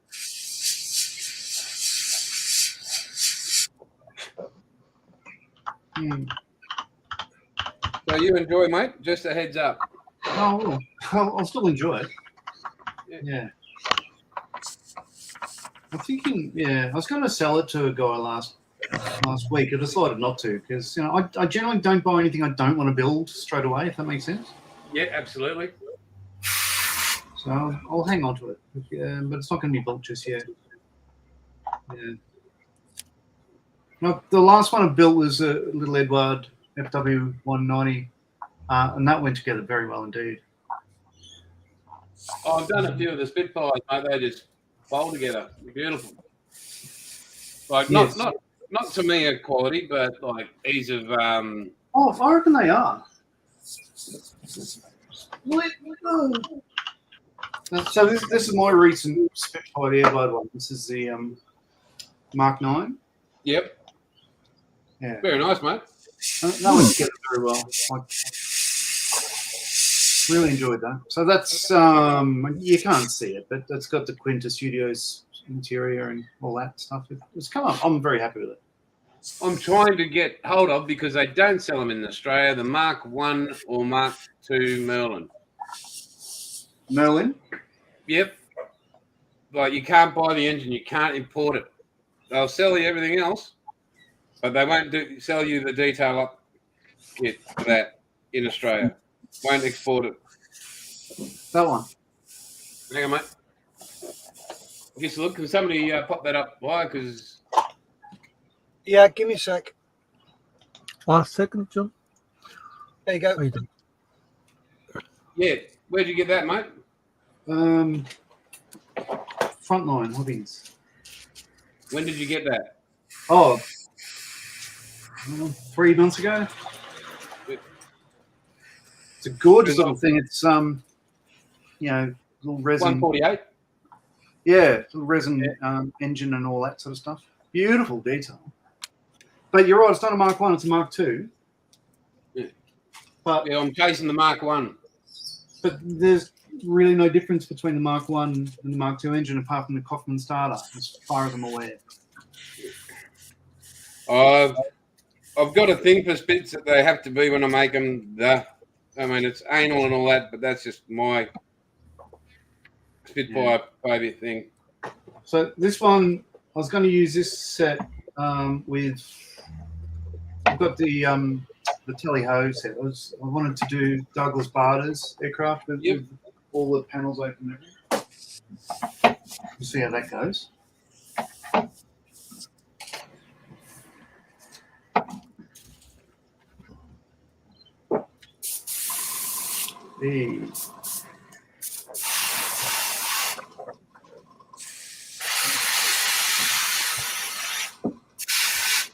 I'm going to get blue everywhere.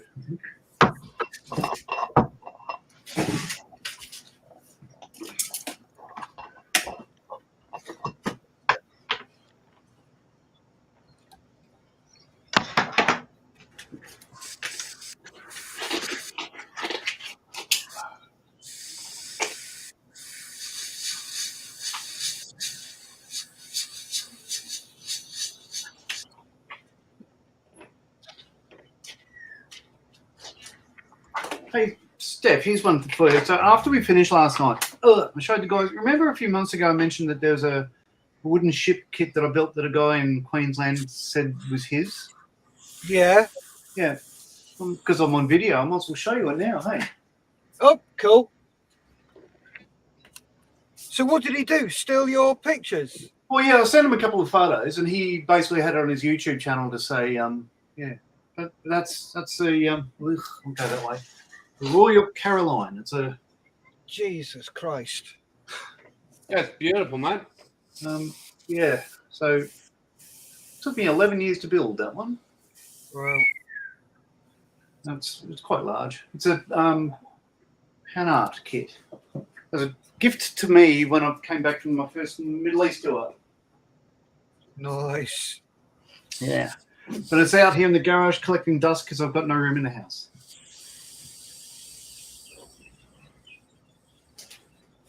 Beautifully done, mate. That is awesome, mate.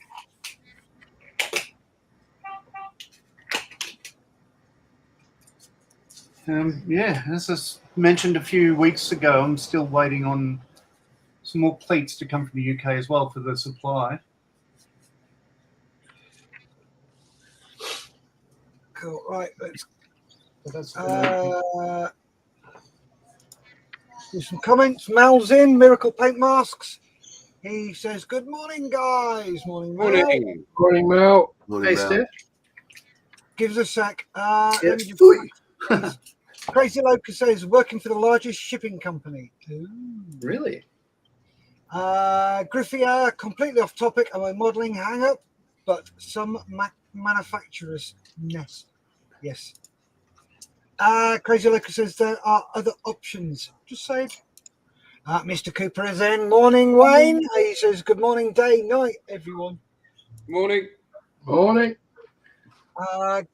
Griffia says it needs to do 148p40s in modern tooling. I think there is one, isn't there? Anyway, Hole 24/7 model says, "Good morning, everyone." Morning, Hole. Hey, morning. Good. Harry says, Harry Morwick says, "G'day, guys." G'day. G'day. G'day.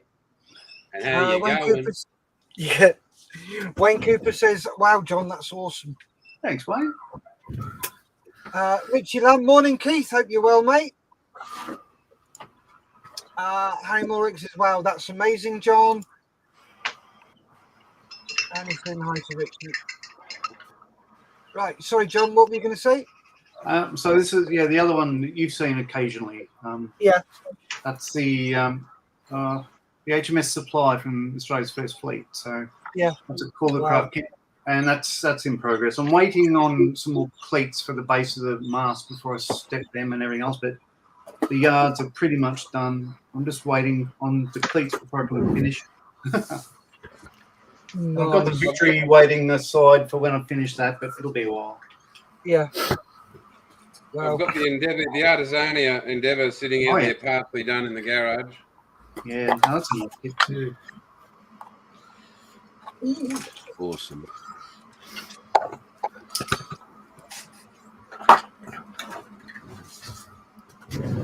So I wouldn't say I turned off plastic modelling. That I guess I stagnated. I felt I wasn't getting any better, so I just wanted to do something else, and so I turned to wooden chips and love them. There's so much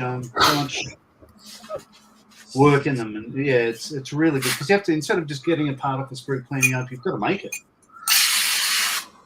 Yeah. I'm going to mute myself here. I'm going to airbrush a lot.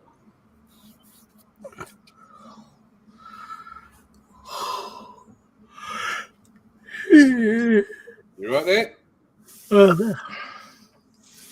We're keeping you up, Steve. Yeah. Can you go away, please? No. Just making a cup of tea. He's getting brave. Huh? Steve's getting brave. Why? Gobbing off at me like that. You're getting brave, mate. Kids today, no respect. I know. Oh, you're only a tad older than me. Because you come across as a pussycat, Steph.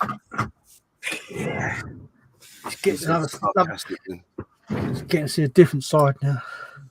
Oh, yeah. I know you now, Steve. Yeah. Are you implying that Steph has many personalities? No, I'd never say something like that. I would. Yeah, I'll just say you'd be right. That's where they got the idea for Jason this Technicolor coat, isn't it? What was that? Steph's multitude of personalities. That's where they got the idea for Jason his multicolored coat. Yeah, Technicolor coat. Oh yes, James. yes, buddy.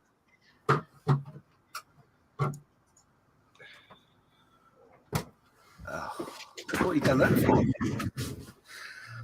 Oh, he's got the measles. Better than COVID. I tell you what, that's awesome. Get a jab for that. That's awesome. What colour are you going to paint it? Oh! How are you doing that, Steph? Sorry, if you explained it a minute ago, I didn't hear you. I had the compressor going. So are they just hand painted, or are they cut out, or? Oh, right, very good. Ah, cool. So yeah, Awesome. that's because James said. I said to Jay, I said, "What colour shall I do it?" And James says, "Do it white with red spots." And yeah, and he said, "No, look at some pictures. B-17s. We're trying it out in the Pacific." So Yeah. I had a look online. There was one. Nice. Very nice. So that's what I'm doing. And on brand colours as well. Well done, you.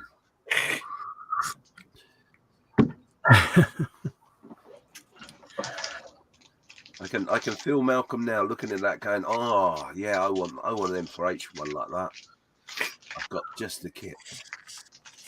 Steph, a couple of years ago, the X-Wing and TIE Fighter you built painted up like a Spitfire and a Bf 109. Yeah. That's still one of my favourite builds I've ever seen. I love it. It's pretty cool. Got the wall for that, didn't you? Yep, the trigger. Trigger? Yeah, because it triggers everybody. Yeah. Oh, some people like it like, "Oh, you can't do that. You're such a..." Well, it's Well, nobody hates Star surprisingly, Wars like a Star Wars fan. It's my model. I do what I like with it. surprisingly, it's the fact that are they the wrong way round? The comment that I always find hilarious. Yeah. Oh, they're the wrong way round. Why? Well, yeah, but that one's the baddie. Oh. Yeah. Completely missing the point, aren't you?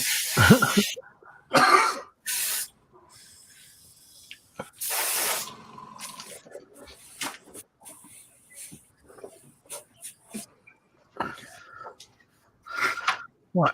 Well, as it's 7 o'clock, and we've been going for 2 hours, I think it's time for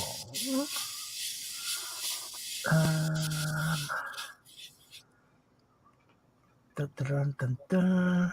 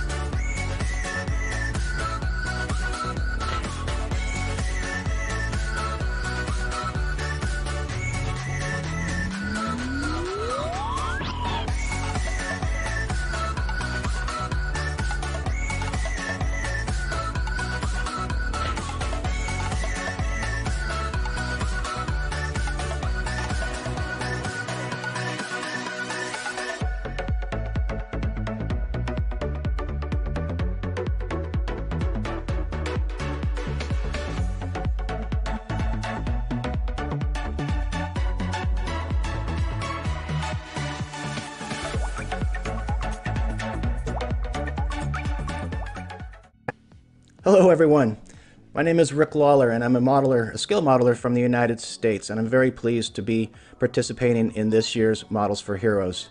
I will be joining the 48 and 48, that's where we'll be building in group builds, 48 scale kits over 48 hours, and that should be a lot of fun to do that. A lot of this is going to be aired online, so we'll be able to watch each other do what we do over the course of the weekend. I was also asked if I could perhaps put together a small video here kind of describing some tip for scale modeling or techniques or something like that. And so I thought about it for a day or two, and quite frankly, I don't know what the one tip would be except for to say, enjoy what you're doing. There are so many aspects of scale modeling. There's so many different avenues we can go down to, subjects to build, different methods and things like that. Just find what you like to do that really gets you motivated, and keep doing that, because it's the joy of scale modeling that has brought me back to it for, over 50 years, 55 years. So yeah, that's my number one tip. Just enjoy the hobby. It's a great hobby. There's a great community of scale modelers out there, If you can get to some of the shows, like I said, the community is great, very supportive. So that's my basic tip. Just get the most out of the hobby you can and enjoy what you're doing. For the next part of this little video, I put together, I guess it would be kind of a techniques kind of thing. So in my own personal work, I enjoy doing dioramas and vignettes. Almost all my models are on some sort of a base, scenic base. So I thought what I would do is take us through a small vignette. There's no model on this. It's just a country scene. So the idea here, it's a castle ruins, a wall, brick or stone wall, and do some landscape out front, some groundwork. I'll take you from the beginning to the end of this. So hopefully there'll be a few tips and tricks in there that you'll be able to take on to your own models and stuff. And so you'll be able to incorporate in your work, or at least be maybe hopefully inspired, if not at least entertained for the next 5 minutes or so. So without further ado, we'll start rolling the video, and I hope you enjoy it and get something out of it. And thank you all for having me be part of this wonderful event. Well, the subject of this little exercise is going to be making basically a castle wall ruins, a stone wall with some landscape in the front of it. And so we'll be starting out with the carving foam. This is a low density carving foam, easy to carve the stones into. And when we complete this little episode, well, we'll have a little vignette looking just like this one pictured at the moment. As mentioned, the foam is very easy to scribe into and cut, just a few swipes with the blade, and we can start to cut out our pieces. And we'll also carve in a few doorways and windows along the way here.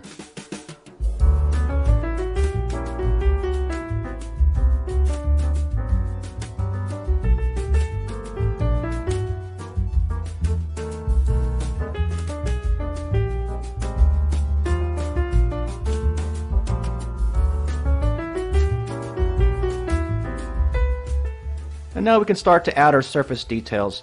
Well, no matter what type of a pattern you choose, whether that be the stone pattern we're doing here, or perhaps bricks, or any other type of surface pattern, it's always a good idea to give yourself just a little bit of a template to follow, just so everything stays nice and straight, and your pattern doesn't wander around.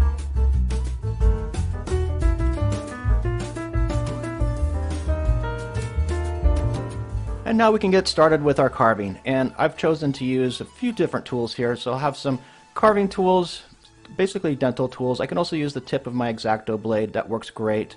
Any sort of element that you can use to do some engraving, whatever you prefer, will work just fine.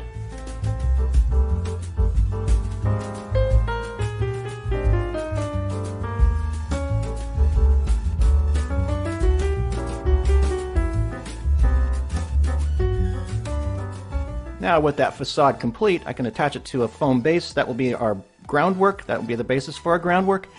And we're ready to do some landscaping. When it comes time to do the groundwork, well, there's a number of different ways we could do this. You could simply just go outside to your garden, grab a handful of dirt, and glue it onto your base, and that's perfectly okay. In this instance, I'm going to be using this acrylic paste, basically brushing it over this surface, and I'll use the colors directly as they come from the can here, and just blend them together a bit just to get a very natural looking earth tone.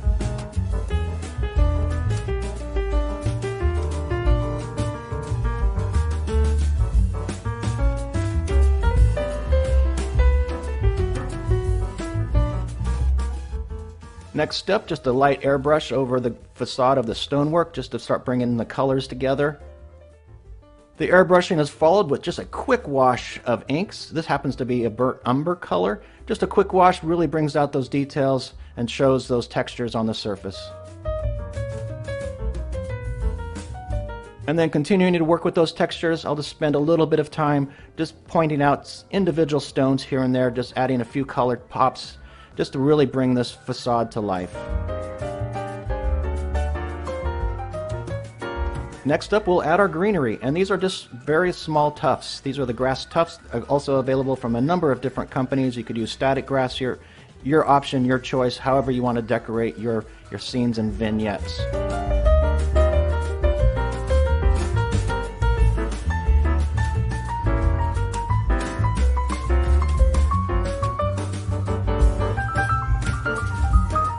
Now finally, just a few finishing touches and we'll be complete. We have some wildflowers just to add a little touch of color here in the foreground. And then we'll have a few vines growing up the side of the building here just to really emphasize that aged aspect. And there we have it. We're finished with our small vignette. This really didn't take very long, and you can see very little effort involved. I hope you enjoyed this little tutorial, this little demonstration on a few techniques, and perhaps you can find something within this that you can use on your own modeling. To everybody out there, take care and happy modeling.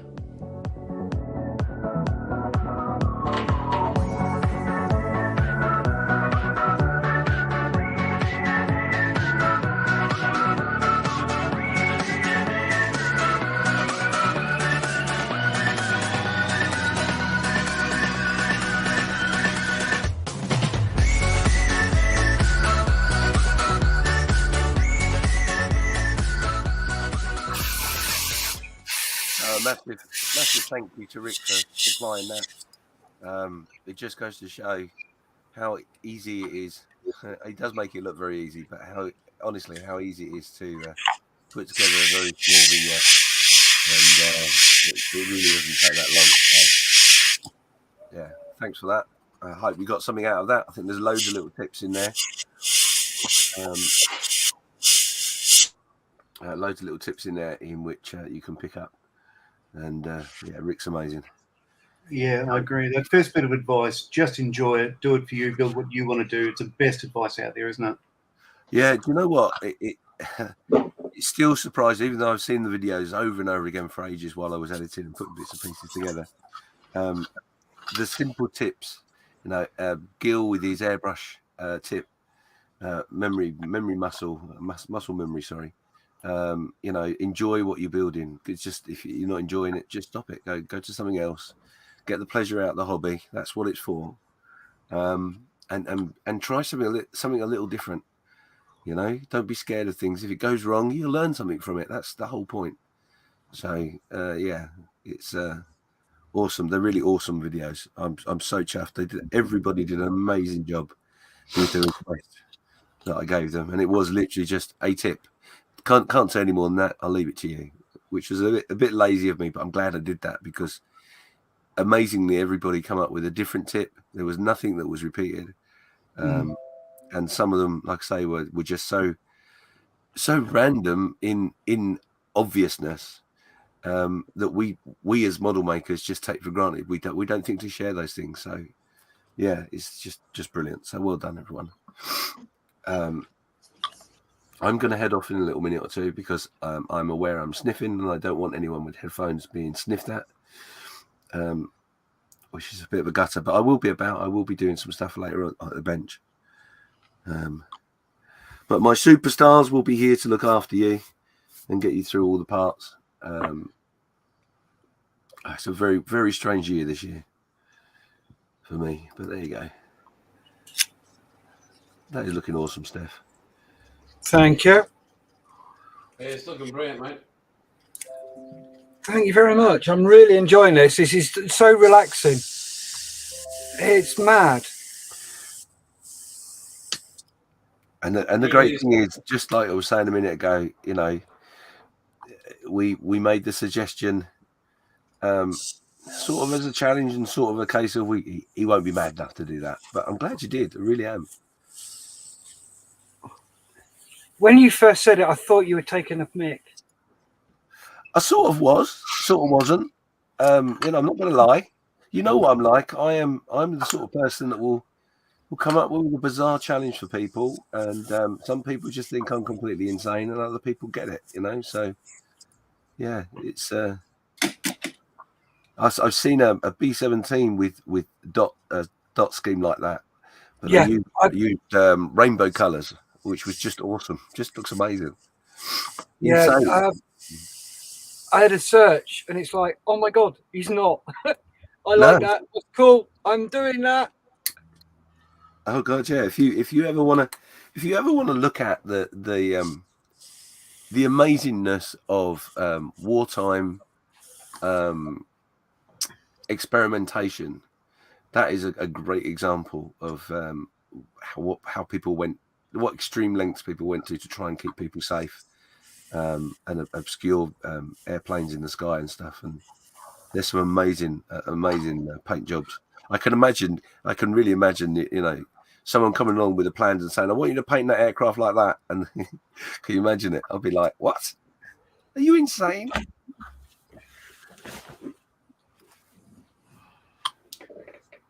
And I'm going to have to bail on this next session a little bit, boys. I've got some parenting to do. So, No worries, buddy.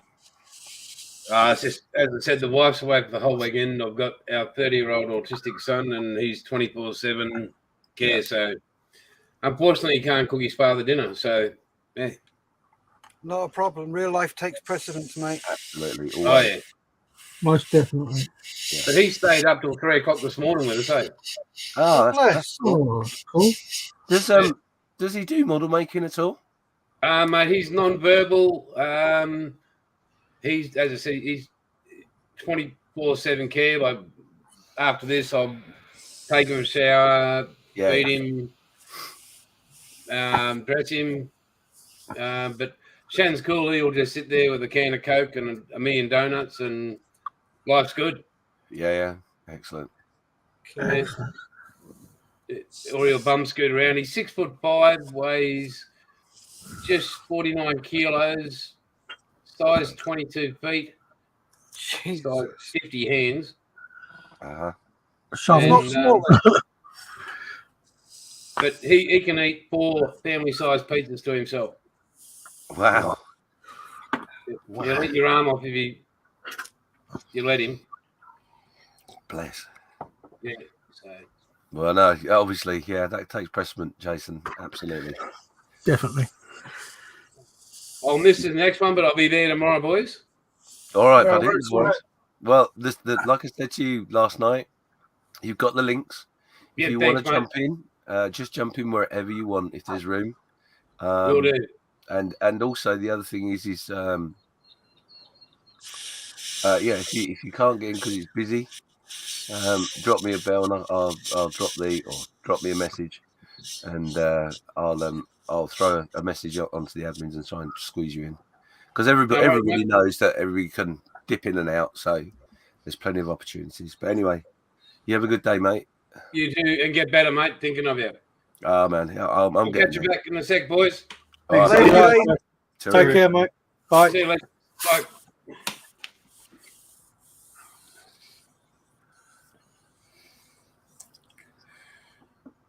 There you go. So 24 of you watching. Out of the 24 watching, who's building? Where are you up to? What's your progress? Pop it in the chat. Tell us where you're up to. Always good to know.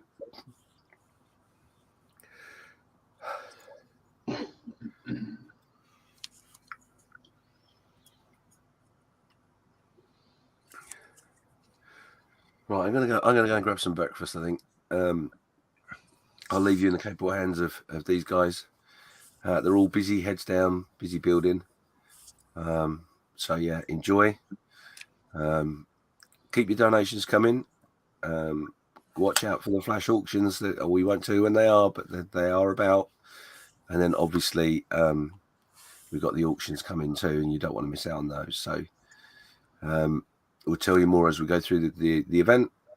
While I'm at it, let me just give a shout out to Paul Bretland and the ISM crew. I got a message yesterday saying that their normal live stream that they do on a Friday was cut short. They only did about 15-20 minutes, purely so that anyone that would watch them could come over and watch us. So that's nice. great respect. Thank you very much, Paul. I have sent you a message, and I will try and drop in your hangout today at some point, and again repeat the same message. But yeah, thank you very much.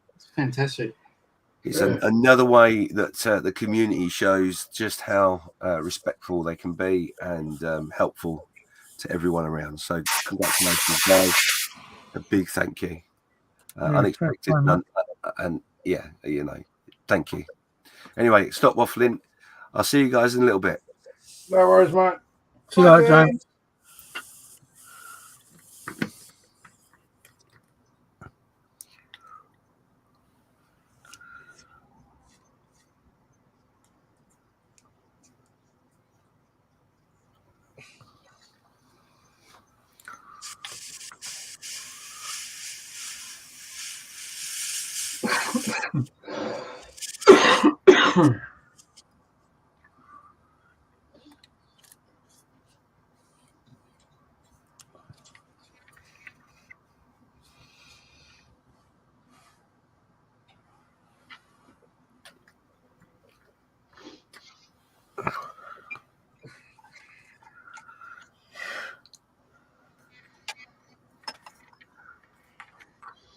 Right, so where do we get up to comments?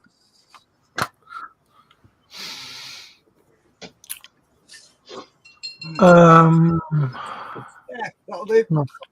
Take my hat off to shipbuilders. The amount of detail you put in is amazing. Mine would look like the Titanic, the sunk version. That's from Richie. Figurines, little people. Morning, all. Have a great day building. Thank you very much. Yes. Nick Varjet, so true. Build for you, not what others think. Exactly. There's Top Job James. I'm sure he's hearing that. Nick says, just updated my album on the group page. Excellent. Thank you very much, Nick. Simon Bainbridge, starting to fit all the bits and bobs.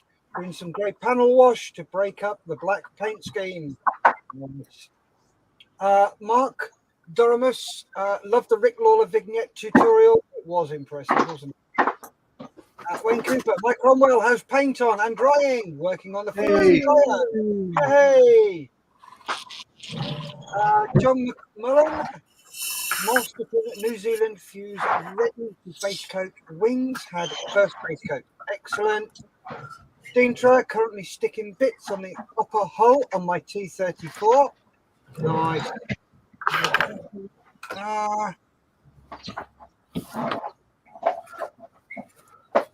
That's Mikey. He's just about to paint, but going to disappear into tea. Thanks, everyone. Thanks, Mikey. Cheers, Mikey. Nick Barger says, Steph, I didn't know planes could get chicken pox. Oh, they can. This one's got one. Got it. Look at that. Look at the state of it.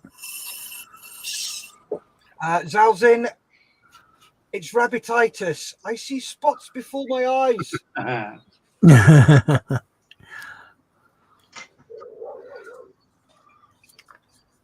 So there we go. We're caught up on chat.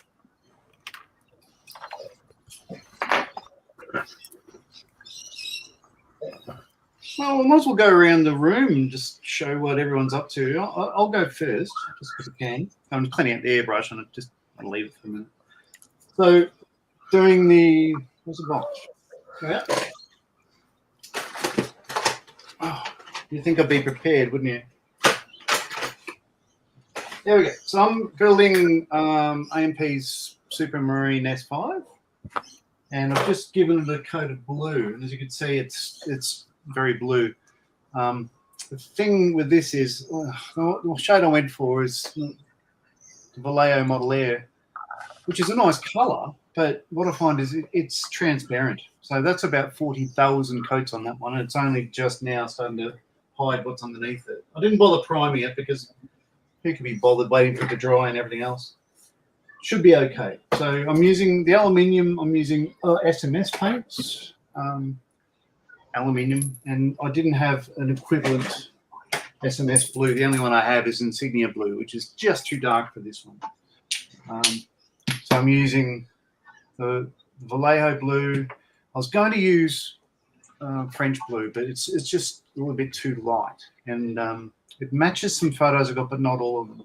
And the red, I was going to do the tail instead of having a decal for the red, white, and blue flashes. I was just going to paint it because I can't guarantee that decal is going to work out. So if I just paint it, it'll be easier. So I'm literally going red, white, blue with SMS generally, but substituting the SMS for Vallejo Model Air.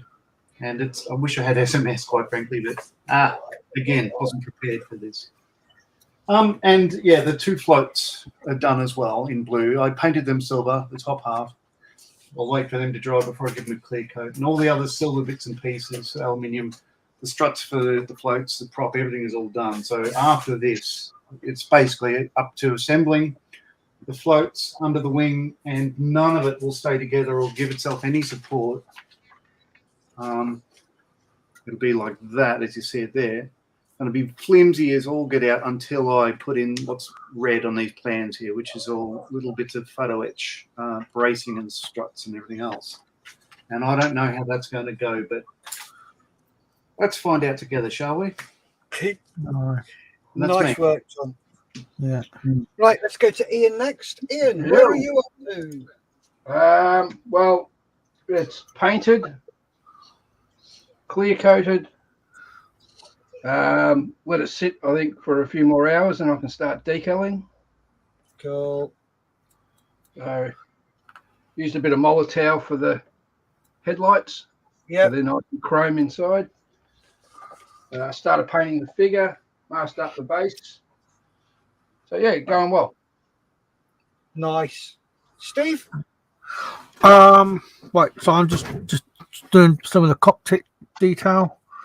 Just doing a bit of dry brushing the silver bits and pieces. On the inside of the fuselage, I've sprayed the green and put some panel wash in there. So yeah, not too bad. Coming along nicely. And yourself? Cool. Me? I've nearly finished the red dots. Way. Right. That's the top side. Cool. That's very neat, Steph. That's great. Thank you. So get these dots done, then give it a clear coat, and I can start to decal, give it another clear coat, and then start to weather. There's a few bits I've got to paint black, like just in between the cowlings, and then dry brush in between those, and give these a sort of a manifold spray. Nice. And yeah, that's where I'm at. Is that your second Toyota kit? You did the Fokker DL1. Is that What the second one you this got?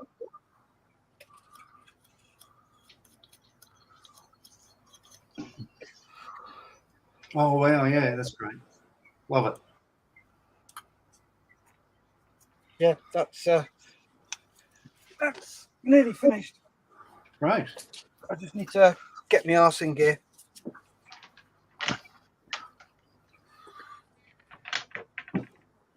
Got some comments. Zal says, "Wow, John, will you be making a C vignette?" If I had more than 48 hours, yeah. Benedetto Davizio says, "Morning all. Everyone Morning. ready for a day of exciting builds, tedious things." Morning. Zal, wow, Steph, camo pattern for an alien landscape. Which planet? My planet.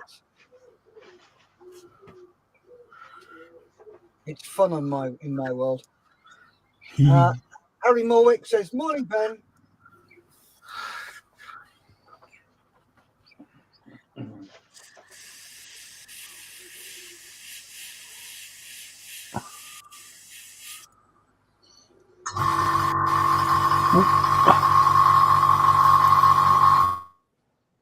There's always one noise like that. Normally me.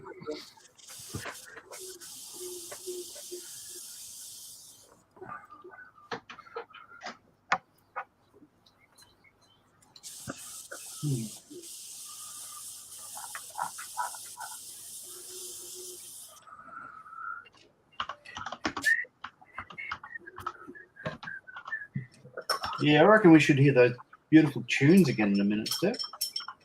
Oh yeah. Just finish this wing off and I will chuck one on.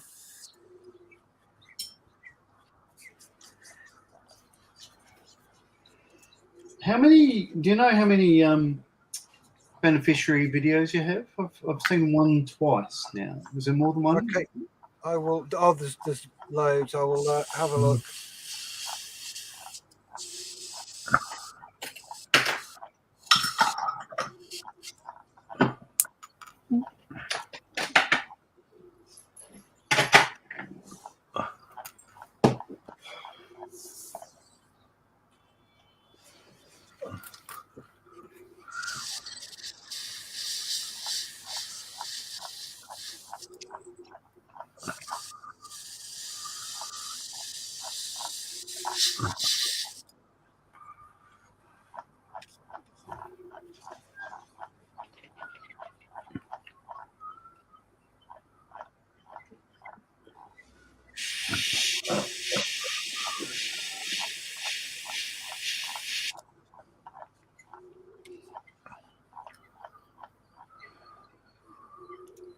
Don Pedro's in. Morning, all. Have fun today. I am too busy. Sorry to build.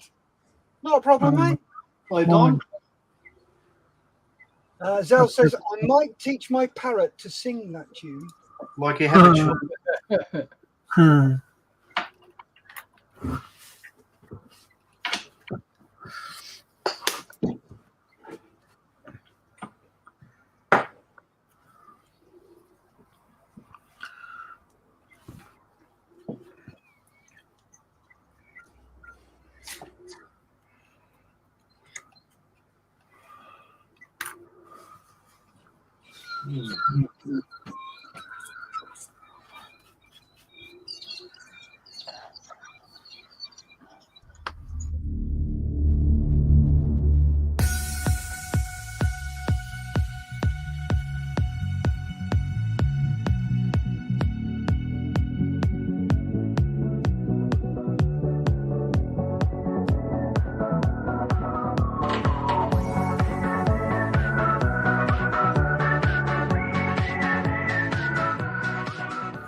Hi, good evening. My name's Mark Bridge. I'm an ex-Royal Air Force weapons mechanic veteran, and I would just like to say how M4H has changed my mental state and mental health. It provides me with a focus of being constructive and something to do, and allowing me to focus on something that doesn't involve me stressing or worrying about my mental health. Provides me a focus on keeping my brain active in working out schemes, decor options, builds, how you're going to build it, how you're going to arm it, and so on. It's provided me a focus and a joy of satisfaction on completing a model that no other hobby does. For that, I have a great deal of thanks and respect for Malcolm Childs and the M4H, all the M4H team and volunteers. Thank you.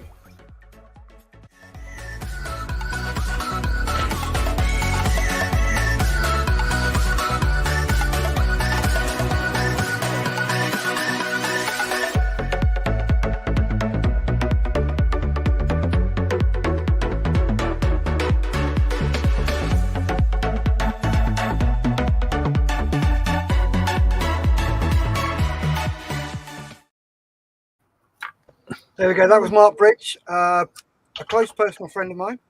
Great. He's such a prolific builder. It's ridiculous.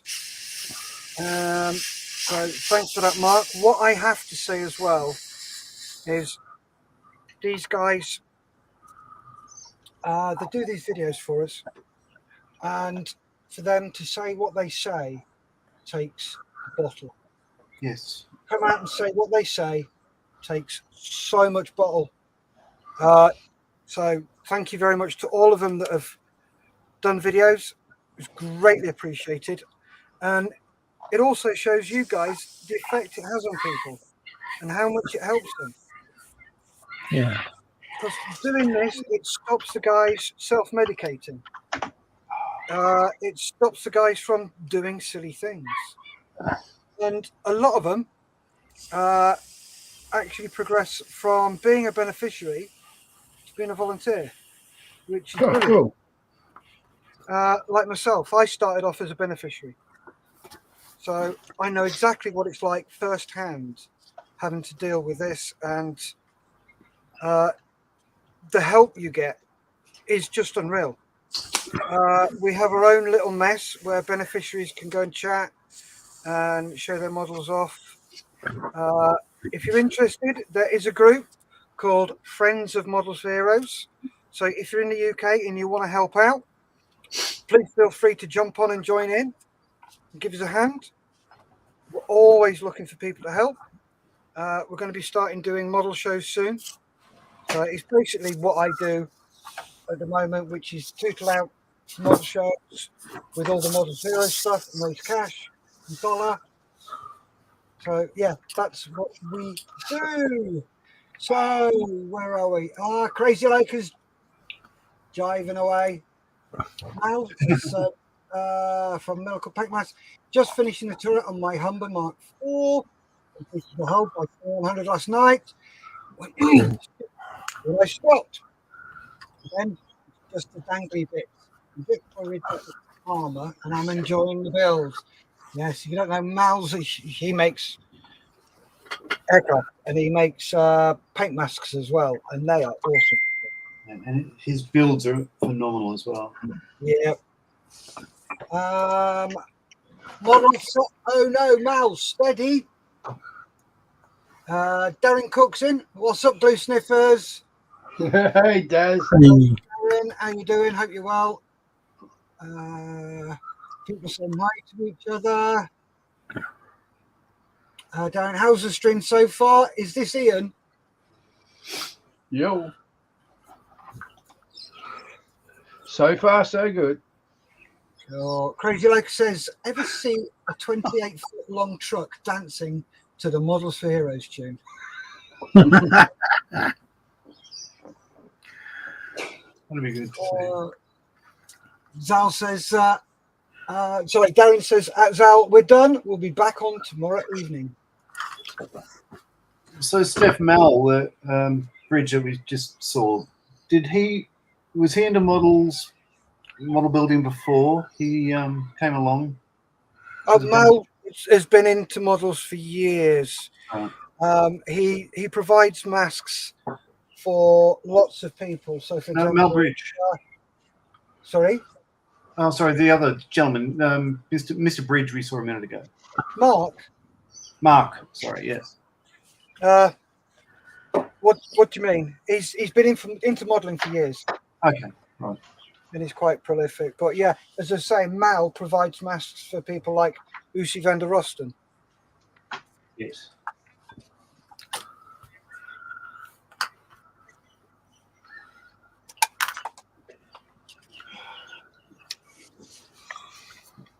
I'm going to duck off for a moment and get some painkillers, I think.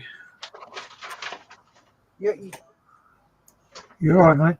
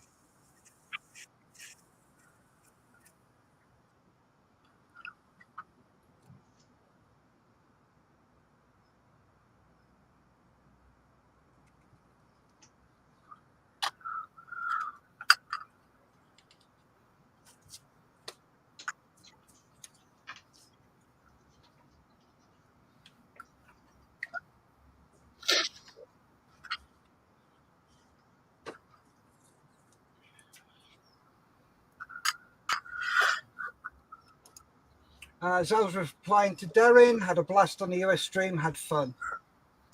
Good. Richie Lamb, got to shoot, guys. Dog needs walking, and weekend chores need doing. See you all soon. Take care, Richie. Thank you very much. See you later, mate. Models is saying, see you, Richie. Dominique's in. Good morning, everyone. Good morning, everyone. On, Don. Good morning, Dominique.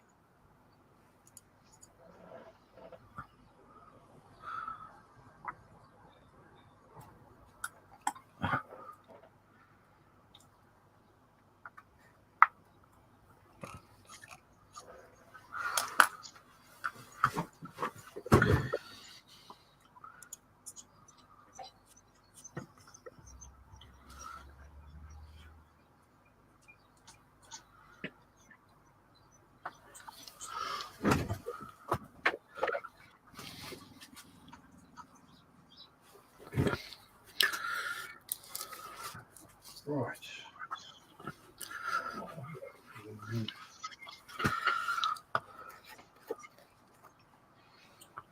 And he's back. Hey.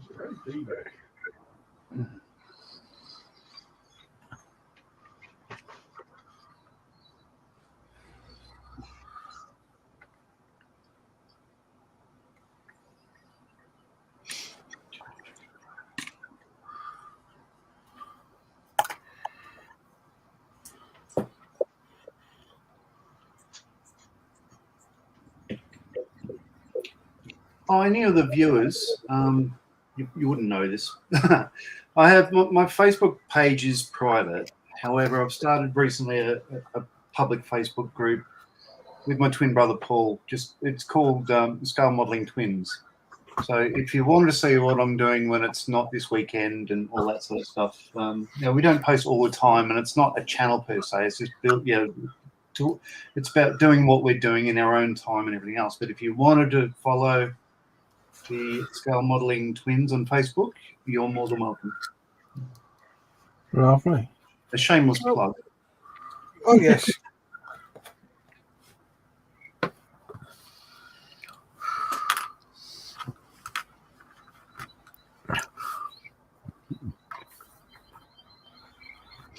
I asked Paul if he wanted to join the chat, but he's heading out tonight doing something else, so you won't see him. But he looks and sounds like me. Funnily enough, he's 4 minutes older.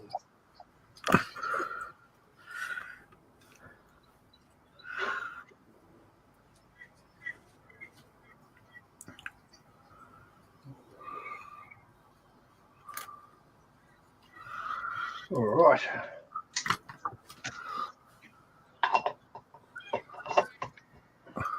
Quick cigarello. Oh.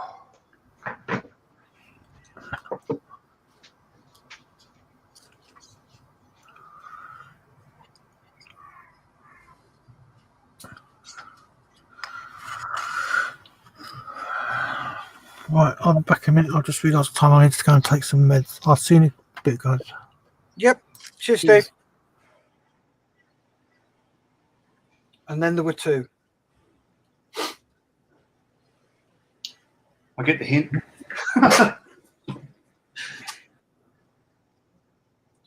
It's me, isn't it? Probably. I've got a little bit of overspray on the nose there, on top of the nose, as you can see there. But it's starting to look like a Supermarine S5. I'm quite happy with that. Nice. Doing a great job, mate. Time will tell. I am enjoying it. I mean, yeah. Probably wouldn't want to build another one, but I'm glad I'm building it because it's a beautiful plane. You know? Always loved the aircraft. And the only kit available is a short run kit. So, you know, if you want to do it, you do it. Oh, yeah.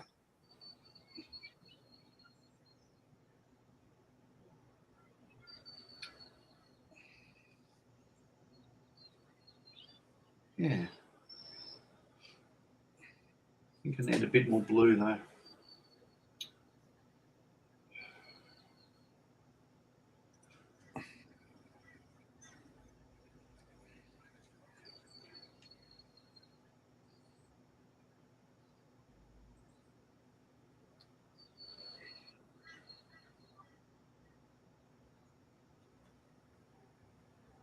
Yeah.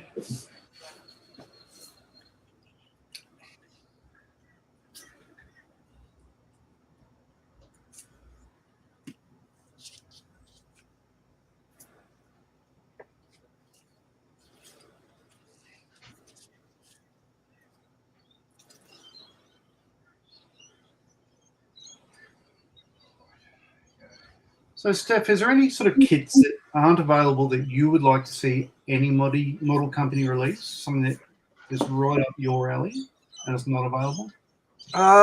Anything that's weird. Yeah? Yeah. My favourite aircraft, obviously, is a Tonka. Yeah. Because I worked on them. There's plenty of those out there. The way I'd love to see a decent large scale Tornado. Yeah, you've got a Tulares one. I'd like to see Airfix do one. Yeah. They do a 1/72 scale. I'd really like to see a decent scale, a large scale one from them. I'd love to see a new Jaguar, one that's not Kitty Hawk. I think would be great. A what? Jaguar. Oh, Jaguar. yeah.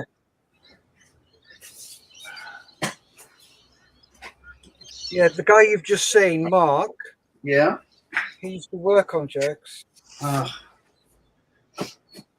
So I'd never seen one, obviously, being Australian. So when I went over to the UK on the last trip, dropped into the RF Museum in London, one near Hendon. Yeah, by Fendon. Yeah, they do have a Jaguar there, but it's hanging from the roof. I couldn't get close to it. I wanted to have a close look at it, but other times. So I want to get around to doing that kit there. I'm not going to do the desert version. Yeah. I've got the extra decal set. So the farewell retirement schemes. Oh, yeah. So the one that they brought out that looked like the 80s version. So with the green and the grey, I think it's just a wonderful thing. Yep. So that's the one I'd prefer to do. The one in the centre there. Yeah. So it has all the operating units crests along the spine of the aircraft, but at this scale, it's cool to see. Got 15 in there. Whoop, whoop. Yeah, well, you wouldn't be able to see it though. Where are we? There they are. Above the bat, 9 squadron. So, Boo. don't like them? I've got that one as well. Yeah, right. The Desert Babes, and mine is going to be a 15 squadron one. It's going to be McRoberts reply, which is Foxtrot, and it's going to have the high vis tail. Oh, okay. Because there was a spate of accidents in Germany in the 80s. So what they did, they painted the tails bright colours. Yes. The box had bright red. Right. So yeah, I've got the 48 scale Airfix Lightning, and it's got day glow strips on tail and all that stuff as well. But yeah, it'll be the green grey one. We'll get around to it. I was thinking about doing that this weekend, as you know, but I want to take my time and do that one well.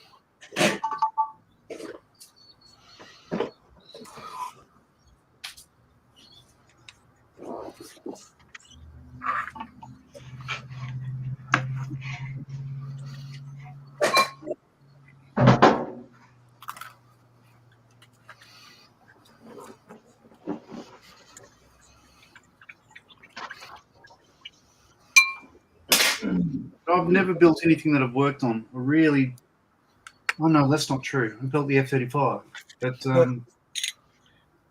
I hated building that just because it's boring. Yeah. It's not. There's nothing to look at on the outside. All the interest is in, say, the weapon bay or the cockpit. But yeah. You know, even the cockpit, for instance, it has more switches than it was originally designed to have because the pilots wanted more switches for a bit of confidence. So they put some extra ones in there. They don't need to be there. Bless them, poor little grow bags. Yeah. But no, I hated building that kit. It was just it was a Meng one. It went together well. It was just boring. I don't like grey planes. I just my career was hanging around them. I just don't like grey planes. I generally build anything with colour. It's what I've worked out. You know, any subject matter as long as it's colourful. Yeah, the more colour, the better. Well, you know, white with pink spots.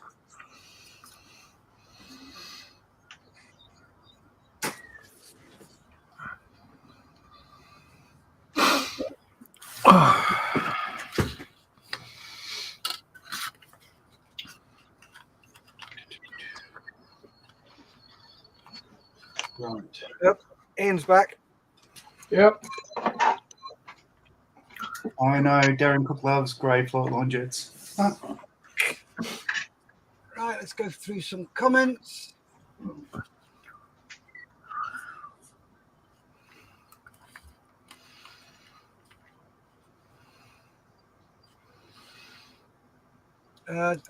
Dominic's going for a walk with the dog. Darren Cook says, Where's the podfather? He's doing family stuff. He'll be dropping in later on. Cool. Zal says, I'm wondering, where is Julian? Probably surrounded by women. I don't know. Who knows? Okay, be right there, says Zal. Darren says, nah, John Marley, I'll just follow you as a friend. Okay. Can't find the group, said Zal. Damn, John, you're making major progress, says Darren. Zal, you can polish out the overspray using some compound. True. A bit like Chica. Simon Bainbridge, Airfix do a 148th GR1 GR4 Tornado many years ago. Yep, Yeah. I have that one. We can do a new one. Darren says, John, it's funny you asked that question. The episode is the best kits that never were. Yeah. Darren, John, Whitey built that kit, so you might want to speak to him for any tips. Simon Bainbridge says only one. Large one, yeah. Simon Bainbridge says there's only one problem with the RAF Museum at Hendon. Hannants is a stone throw away, or is it ever? So the story. Oh, so keep going. Darren says, I love grey flightline jets. Ooh. John McMullen says Wasp Drang. Sorry, John, go. Dropped into Hendon, as I said earlier, and then when I got home, I was looking around just on Google Earth just to get the lay of the land and realised that Hannants is about 100 metres away. Didn't know it. So I sort of walked away without dropping in. But, yeah. And also on a previous holiday, we'd been down at, Great Yarmouth and stuff, and we could have dropped in there, but I was with my wife. I didn't want to annoy her. And we're still married now because of that decision. There'll be other times. Yeah. Nick Varga says, building things you work on take far too long. You have to correct everything that's wrong. They normally don't get finished. Oh, tell me about it, mate. Yeah. John McMullen says, sorry, typo, lol. Yeah. Well, again, saying we've got the J model Herc here, the Australian one. And yeah, it's not all right, but I don't want to fix it either because all the details that I'd want to change are on the inside. Nobody will see it anyway. So what's great about this hobby is you all know that you can do surface cuts or you can do the deep cuts. It's up to you how far you go and whether you care or not. Now, for some kits, I love being pedantic and getting screw heads right and all that stuff. If I want to, if I can't be bothered, I don't care because I just build for me. And it really, some days I want to do some extra details. Some other days I just want to, not bother, not care. And I love the choice. Exactly that. You have the choice of what you want to build. Yeah, indeed. There we go. Lovely little float.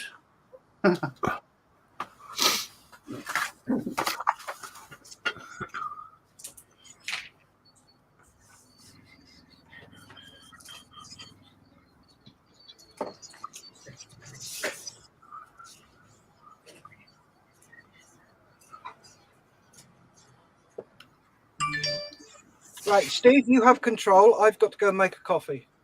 Okay. You for coffee, me for coffee. Coffee. So here's a fun fact.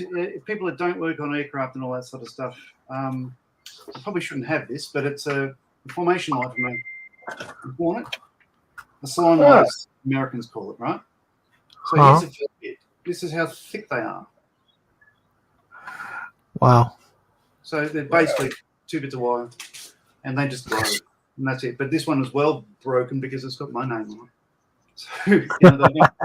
So this is one part of a plane that I'd take home because it was literally going to go in a bin, and I can flat pack it, so I don't want to around. But there you go. If you ever want to work out the FS number of a Australian Hornet, I could just do that.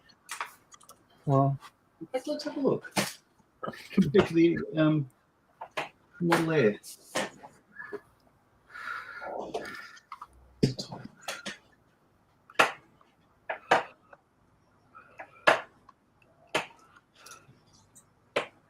No, I've just lost interest already. Nick's saying I'm in the process of a Hitachi ZX 135. It's an excavator. I'm doing every detail bar the engine on it. It's over the top, but looks cool. Good. Do you want to show that up again, John? Sorry, because I was. Oh. Sorry, I walked away. I was putting it away. Sorry. I'd have to double check, but I believe it's FS36270. Darren will probably correct me, but it's USAF medium grey, and it's pretty close. Yeah, it's cool. It'll do.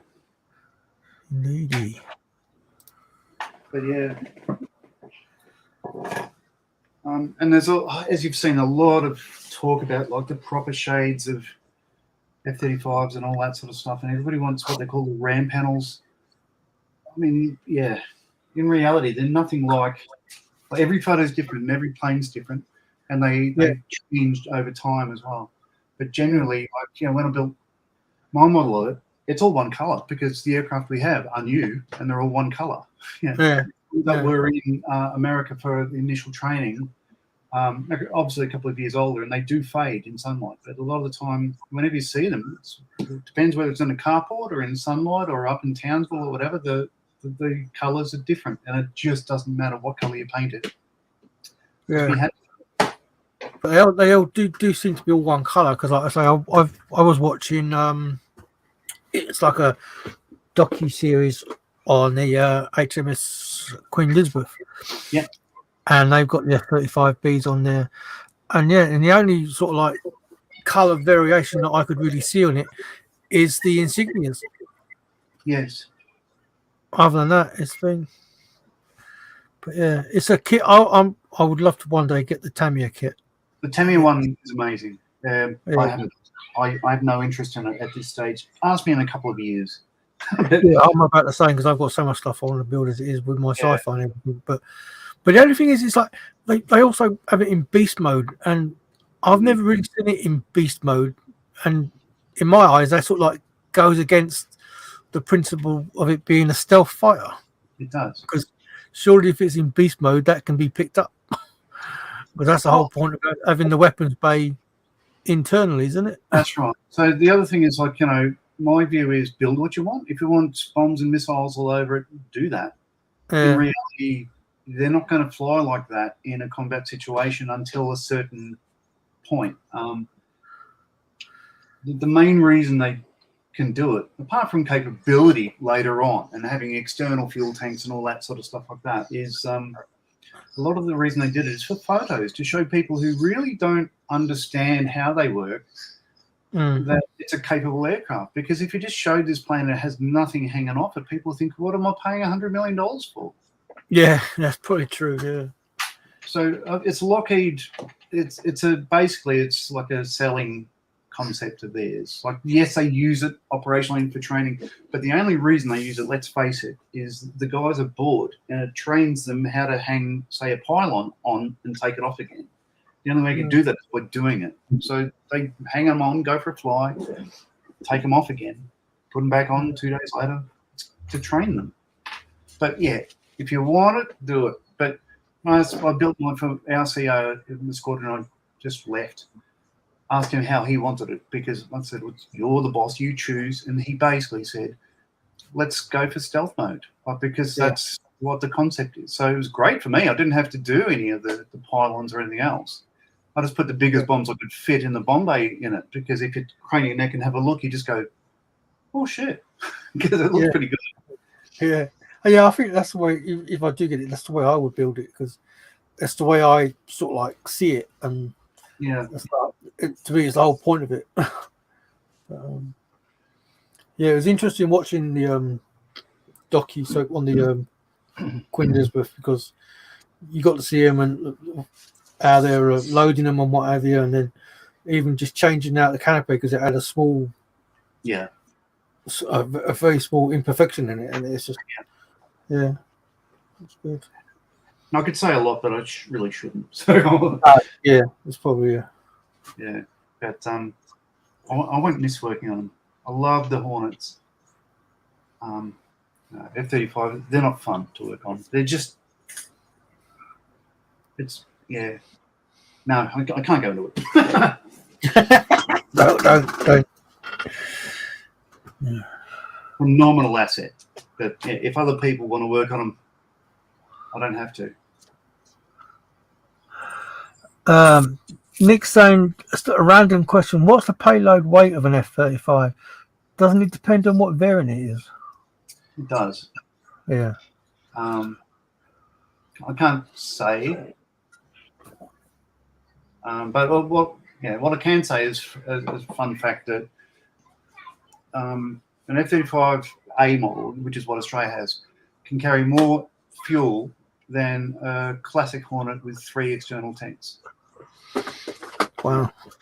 So they can carry a fair bit, but yes, different ones are different. They're very different. I don't know why they actually went for A, B, and C model. Like, their commonality is hardly there at all. From what I understand, I've only crawled around the A. But looking at the publications and everything else, they're very different. There wasn't the thing done because it's more versatile for landing and taking off horizontally on the aircraft carriers. Yeah, like again, it's a bit weird because the way I said is, so far the only joint strike fighter that really worked, I think, was the F-4 Phantom. That it did many roles and carried many sort of ordinances with different services and countries and everything else. So, so this was again like that was built for the same sort of rationale. Like if we have like one aircraft that can, one to rule them all and all that sort of stuff, then we could save money. But no matter how you look at air power these days, it is prohibitively expensive. Like the countries that need it can't afford them. Yeah.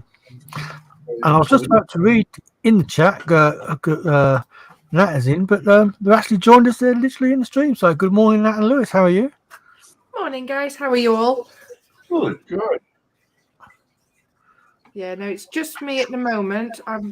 Everyone seems to be enjoying a lay-in. So I thought, actually, you know what? Well, I've got no husband and no kids. I thought I'd come and support you all on camera. Well done.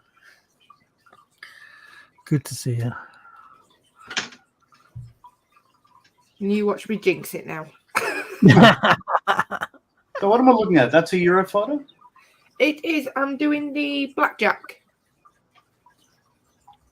Yeah, I'm no close to understanding what that is. 2 seconds. Russian.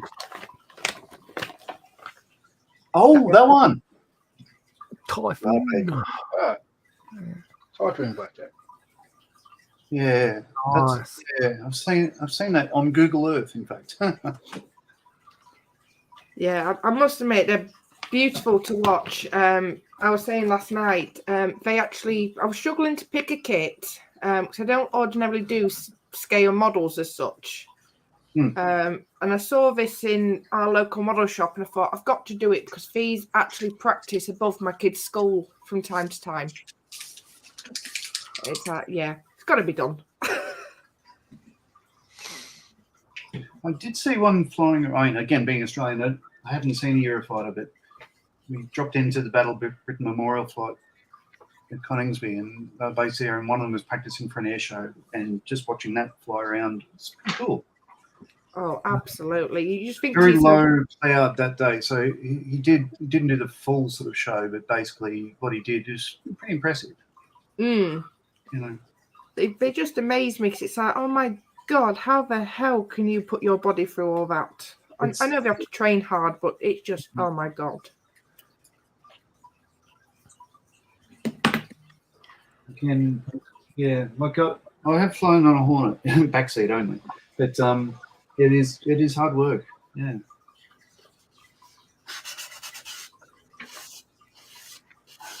And again, I couldn't be bothered doing it myself if I had the talent. Yeah.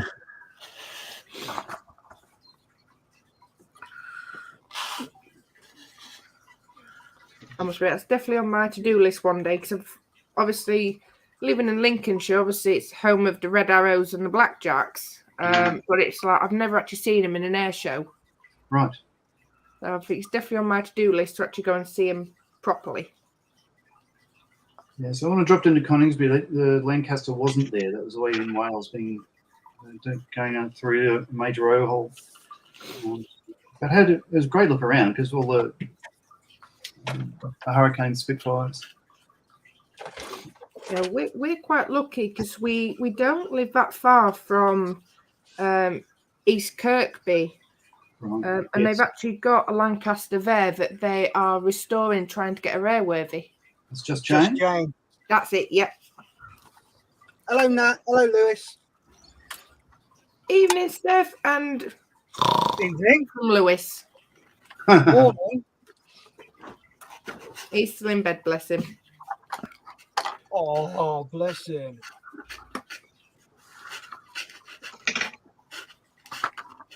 Right. Let me have a look at something.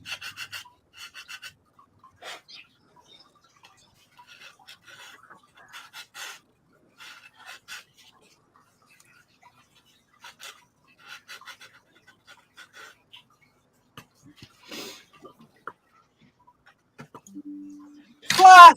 No! Right, time for a flash auction. Oi, oi. Let's go through the rules again very quickly.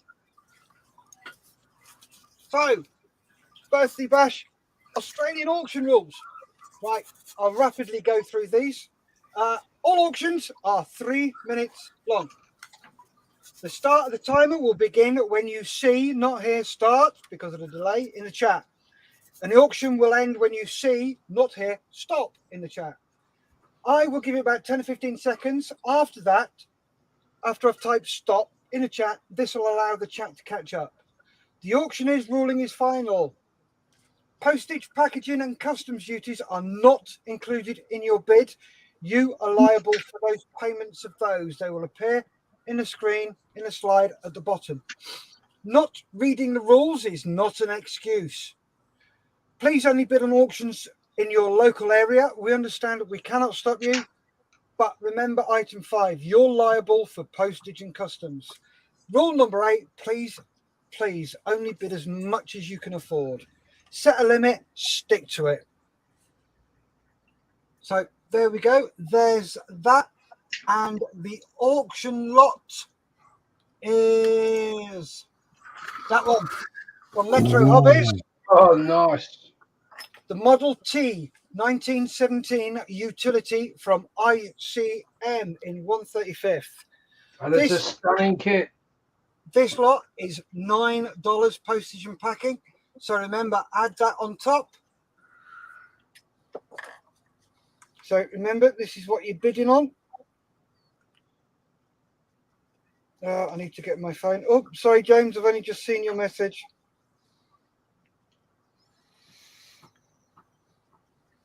I was busy. Sorry, mate. And you're still on mute, James.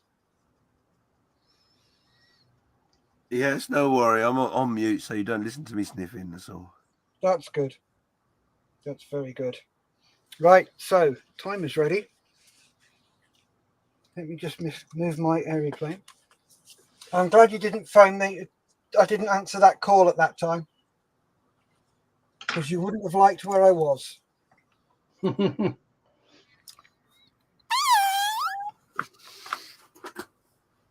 Right, so 3, 2, 1, go. Bid. So let's get your bids in.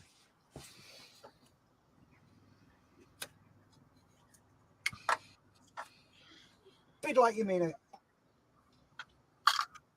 Crazy Local says boom, boom, boom, auction time.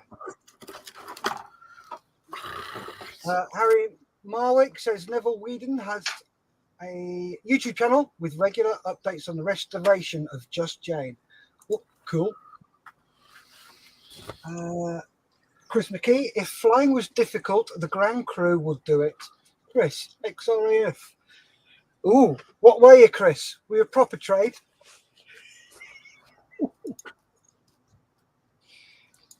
Dexter says, morning, guys. Oh, come on. This is a lovely kit. Get your bids in. It's a great kit. John McMullen, 25 Aussie dollars. That's in Facebook. So just under 2 minutes left.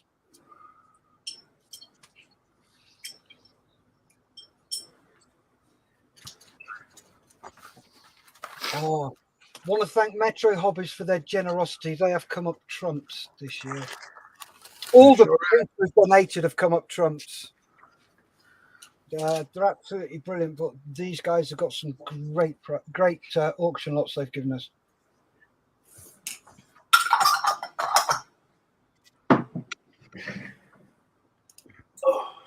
I'm hitting US dollars, says Darren.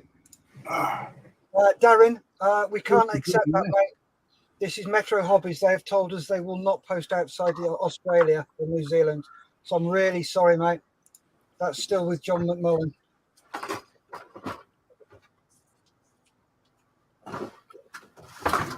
Yeah, there are a couple of suppliers who said we can't post outside of their country, and these are one of them. So I'm really sorry. Going down to Nowra within about 2 months. You can pick it up there.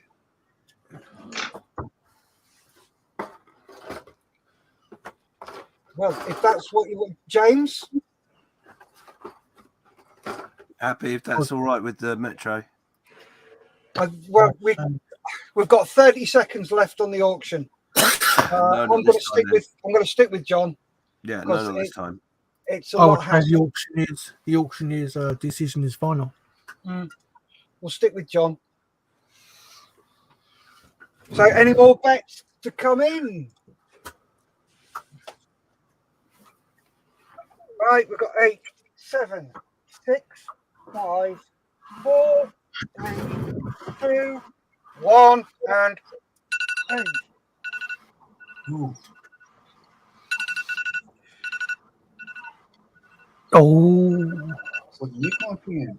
Oh! Make a decision, Steph. All right, Mr. McMullen, make it 35 Aussie on Facebook, followed by Nick Farjo with 35 Aussie dollars as well. First one in was Mr. McMullen. So that's the way we did it last year. If people came in like that, it was the first person to put the amount in. So that goes to Mr. McMullen. So well done, John. Unlucky, Nick. You nearly sniped him. Nearly. But this is why I like these. Sniping. There you go. Crazy sniper. So let me just get these details down.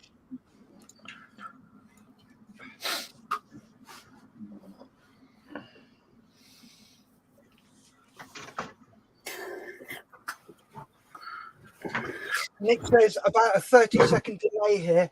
Yes, Nick, that's why we type it into the chat, because the chat is straight away. John says if Nick is Aussie, he can have it. Ooh. Nick is Kiwi. Is he a Kiwi? Is it done? And I grab it from John or Ian. Your decision, Steph. Right.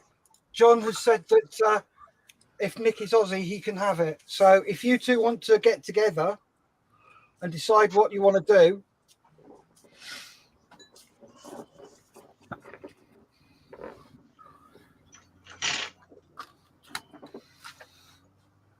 So where are we?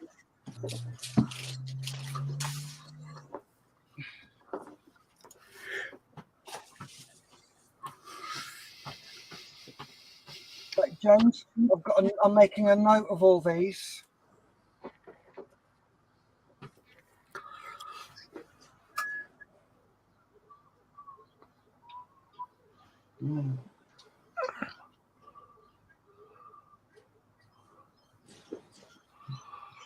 Right.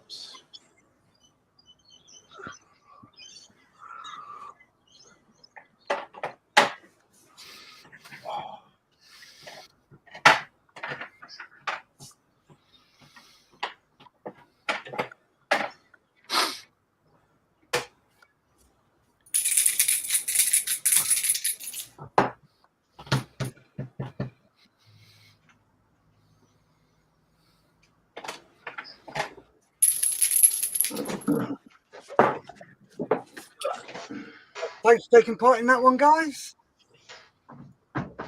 John says, Roger that. Crazy says, grats. Nick says, I'm not fussed, just trying to get bids running. Yeah. Thanks, Mike.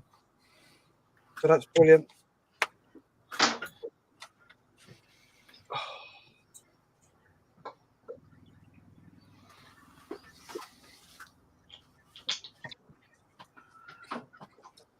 Right.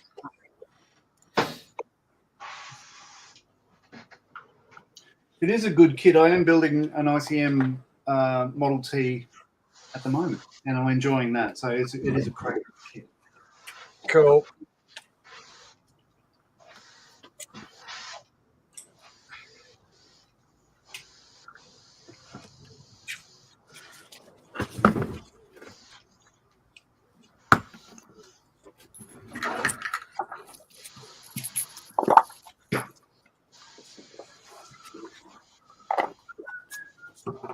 Oh, I'm missing that tune again.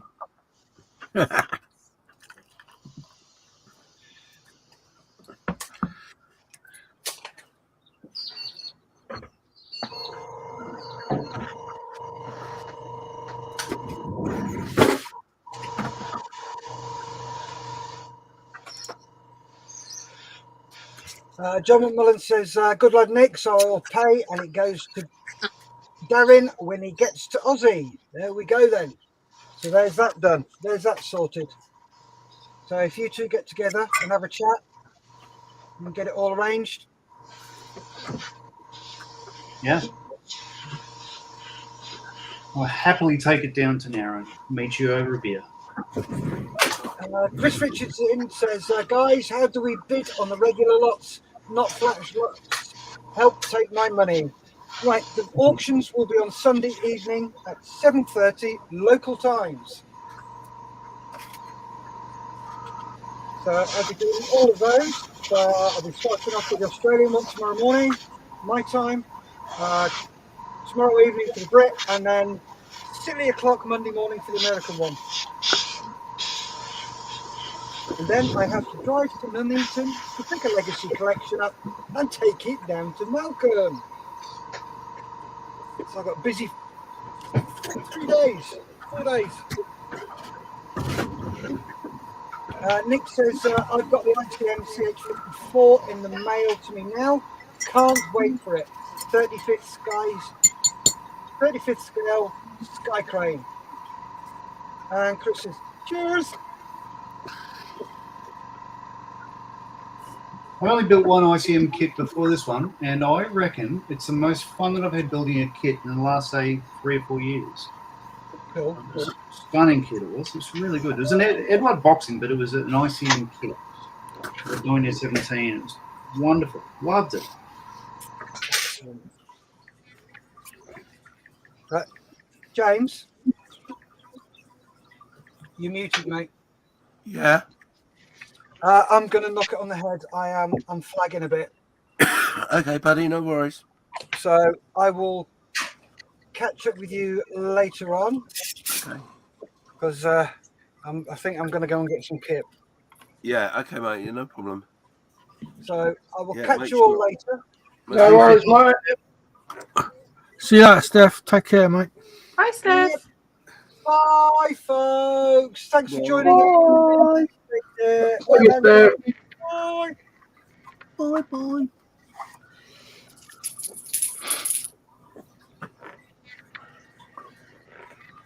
So yeah, we'll be. Where are we? We're about 40. 50 minutes more of this particular stream, and then we'll go on to our next part. See who else we've managed to wake up. 34 people watching. Thanks for your interaction, guys. Ian Douthwaite's in. Saying good morning. Back into it again. Absolutely. Stefan's there saying good morning. From me and the voiceless Miranda. Oh, yeah, I'm heading that way myself. As it happens. Thanks for joining us.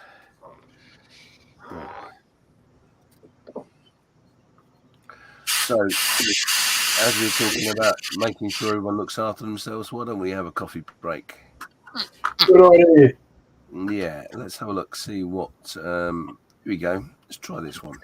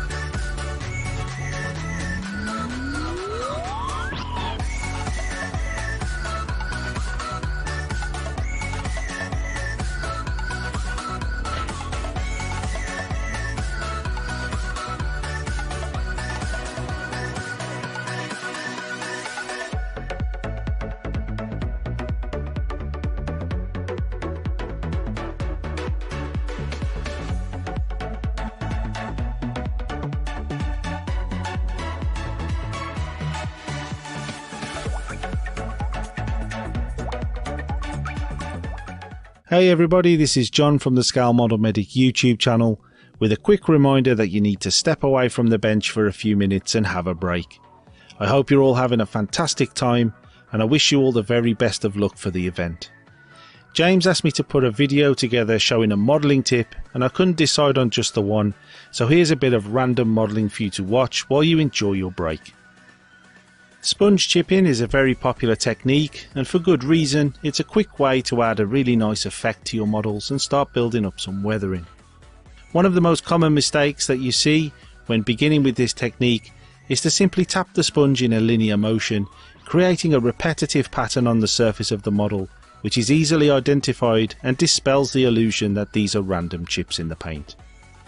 Instead, make sure that you turn the sponge backwards and forwards as you move along, and this will remove any repetitive patterns and give you a much more realistic effect with a simple twist of the wrist.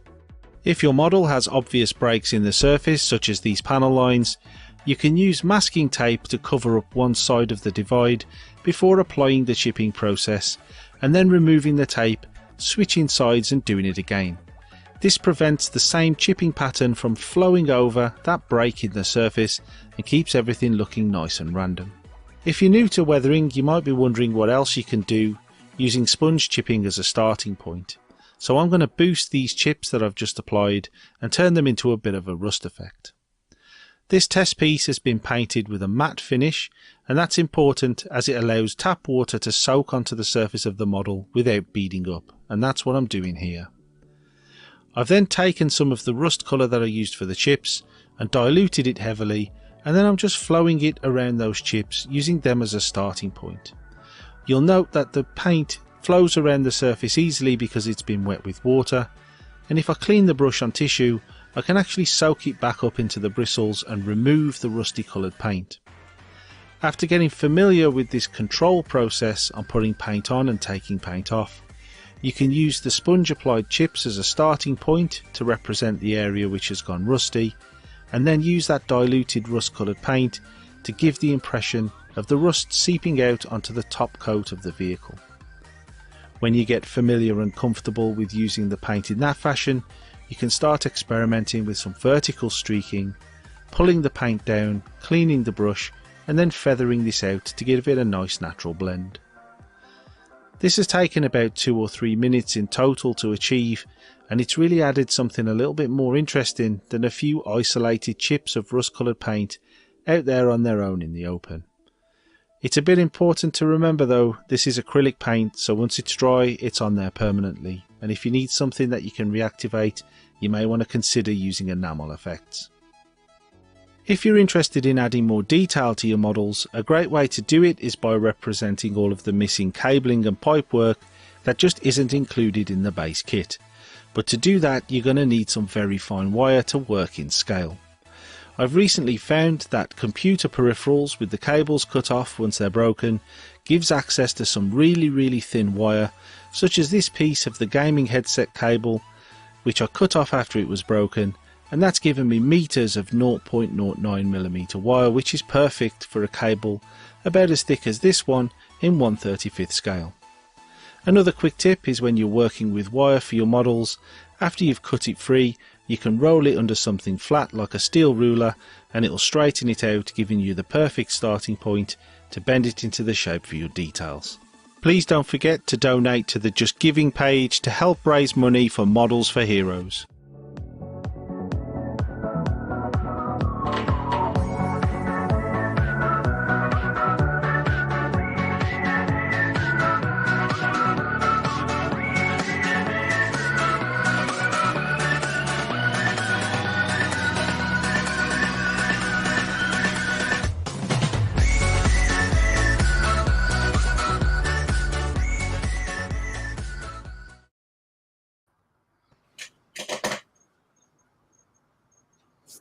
Couple of tips.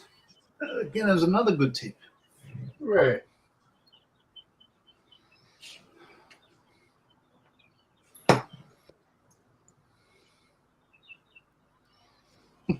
Yeah, certainly worth their weight in gold, those. Oh.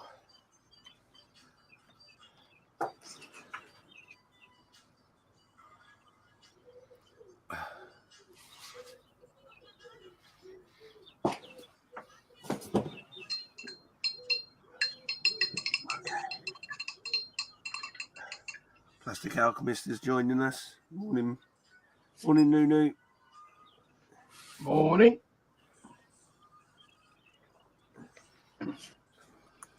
Yeah, I might want to do that at the beginning, don't you, idiot?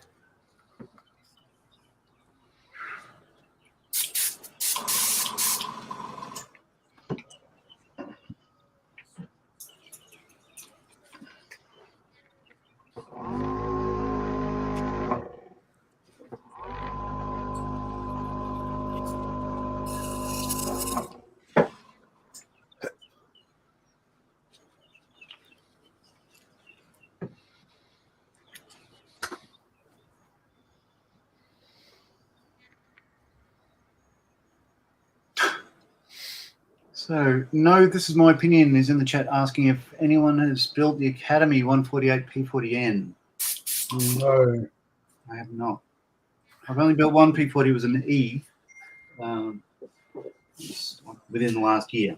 But the toss-up, the kit I was going to build this weekend was either going to be this Super Marine S5 or a Curtis P40N. I chose this one. So it's a Huzzy Goer, not Academy anyway, so I wouldn't be able to help.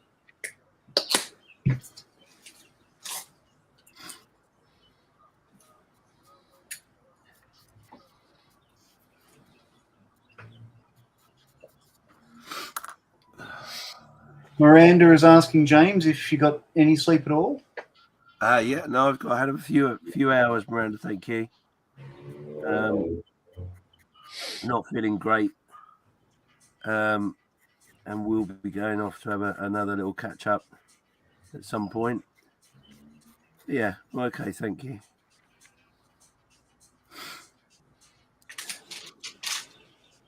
How are you going with your green figurine, Miranda?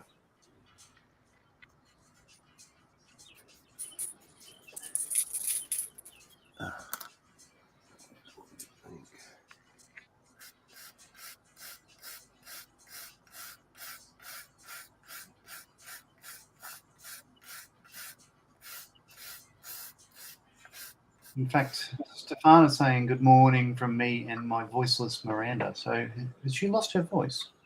Oh.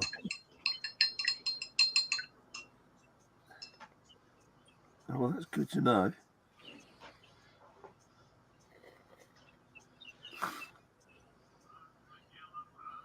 Building my models. Good morning from Sweden.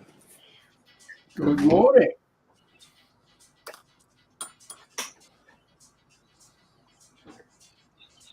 Crazy Locher, I wonder if you get any sleep at all. Your shift is about to finish, but I've never known you to sleep yet.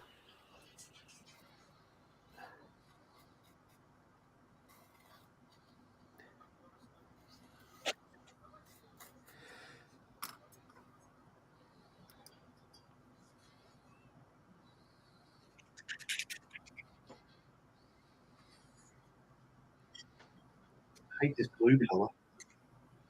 Yeah. It's clear. It's it's almost like a clear blue, and it's further with any color on it.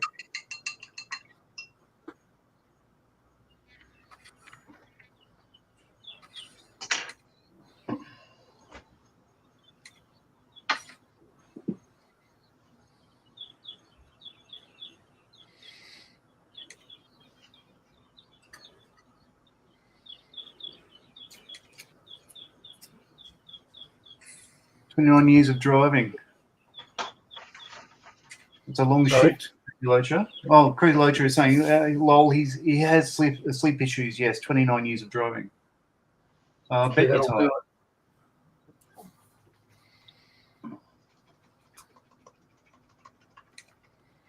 You should stop and have a rest. 29 years is a long time to be behind the wheel.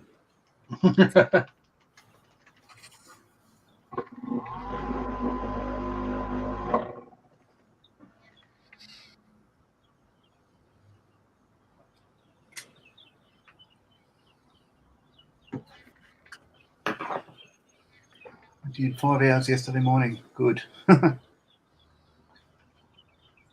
So you're in Florida, is that correct, Crazy Locher?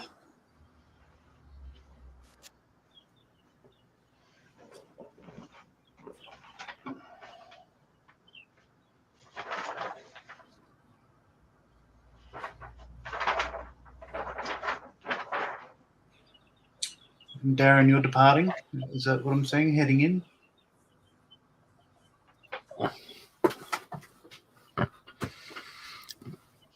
Or is he heading into the stream? You're welcome if you want to.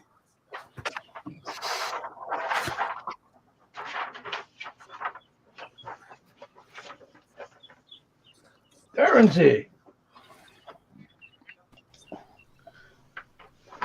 G'day. Hey, what's going on, guys? G'day. How's yours going? Oh, I don't know. Sun.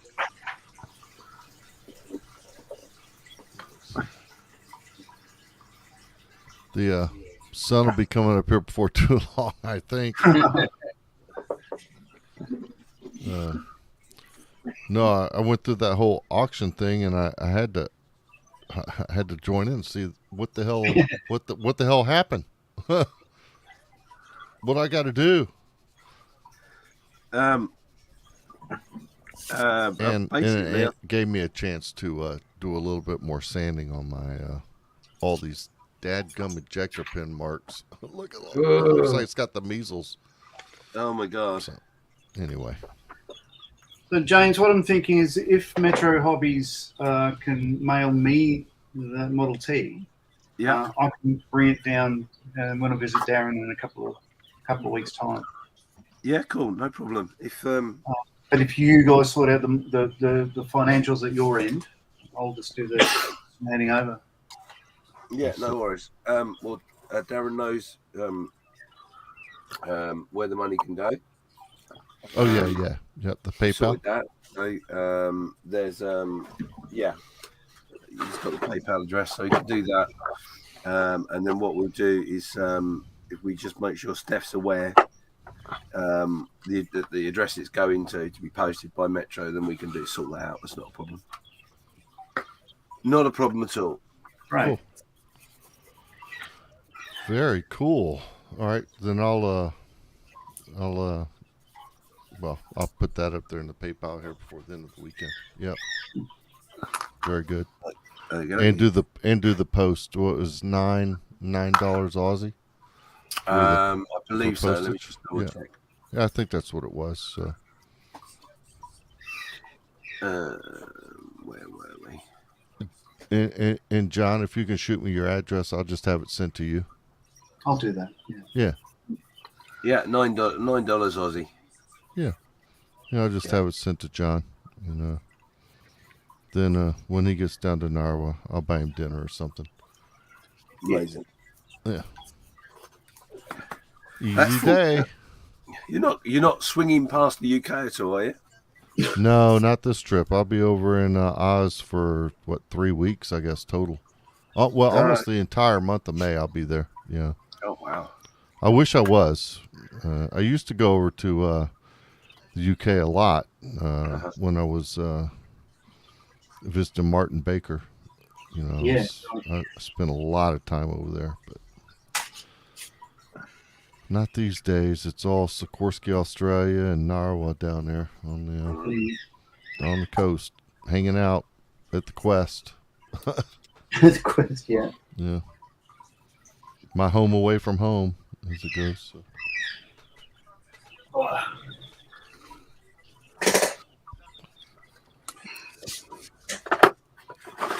James, I've PM'd you. You have? Okay. 18 minutes ago. Mm-hmm. Okay, yeah, we'll have a chat about that later. Okay. Nick Farge is getting very tempted to open his C-130. Doesn't feel right not trying to paint white, black, red, and silver in 48 hours.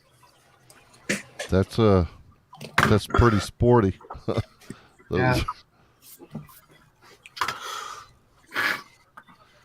Those colors, yeah. Darren, did you reach out to JC about the auction? I have not. I don't know cool. who. All right, I'll do that. It's fine. Okay.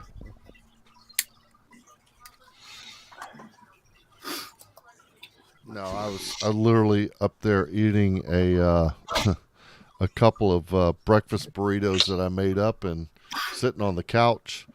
And the Triple P guys have a Zoom thing going on, so I logged into theirs and to see what's going on and watching you guys on my television. And the auction came up. I said, "Oh snap! There's a Model T." So I didn't realize that it was all.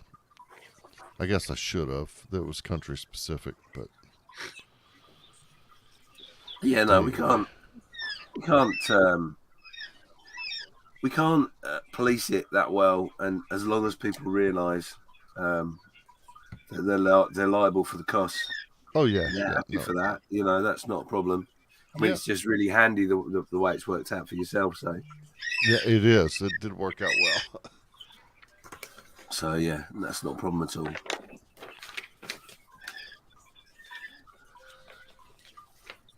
So the guys are all hanging in the Zoom call, are they? Yeah, they had their little Triple P Zoom thing going on. They're all working on their 48-hour builds over there and telling really, really bad dad jokes. Yeah. Really bad. dad jokes. So it was actually a little funny.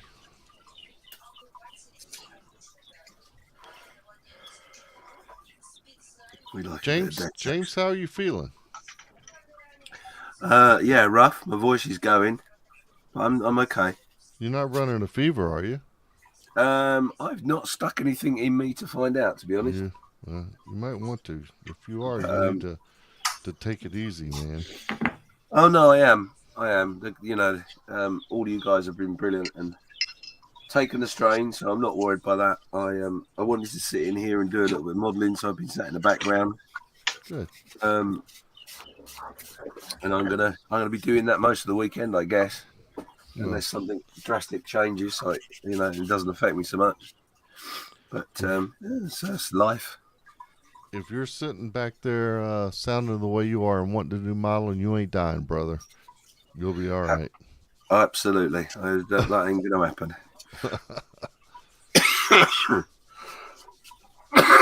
I most definitely will be put in a box with a sprue cutter in one hand and a tub of glue in the other. That's me too, man.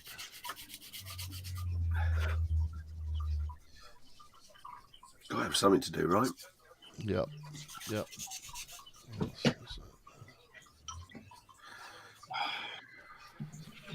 So yeah, I've just sat there and managed to get me wall done in the back of me. Actually, you can't see it. 1 second. So yeah, I've done my wall in the back of the piece that I've just. Oh, nice. That's looking awesome. Huh?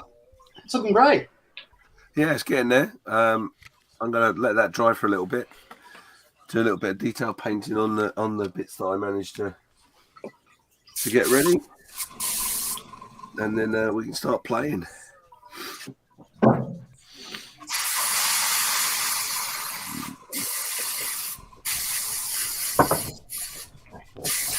True to form, I've decided to go a little bit mad. So yeah, it's good that I'm faking an illness. I can concentrate on a few bits, so that's cool. What are we doing? What we're going to do in a minute, while I've still got a voice, is we're going to head over to the Facebook group and have a look at the bench sit rep. Yeah, that's been up for a couple of hours. See where everyone's at. We did that during the last segment, and some good stuff over there, man. Oh yeah. I don't know why we didn't do it before, to be honest, but John, I'm just going to mute you a second while you're. In fact, could you mute yourself, because then you can unmute yourself while you're airbrushing, please. Cool, thank you. Yeah, I don't know why we've not done that before. Actually, it's a great idea. Good way to drag the community into the stream as well. So, agreed. Right, let's get myself ready.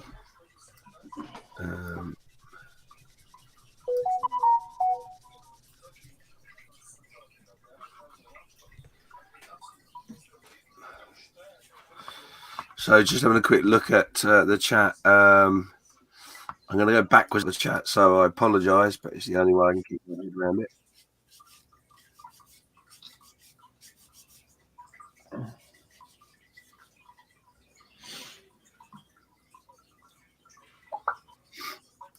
So we've got Plastic Alchemist saying he should be finished by tomorrow evening. He's feeling confident because he's got time. He's putting the oils on his Tempest cockpit, so all looking good. Yeah,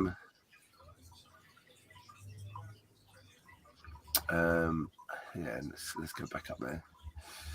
Let's see where we're going.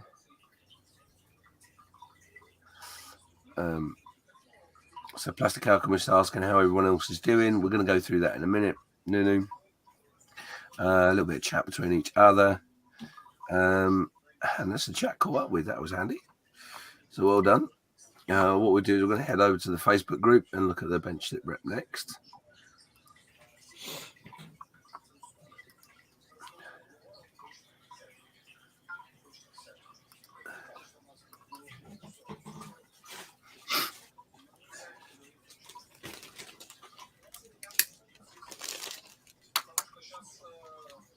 So let me make that full screen.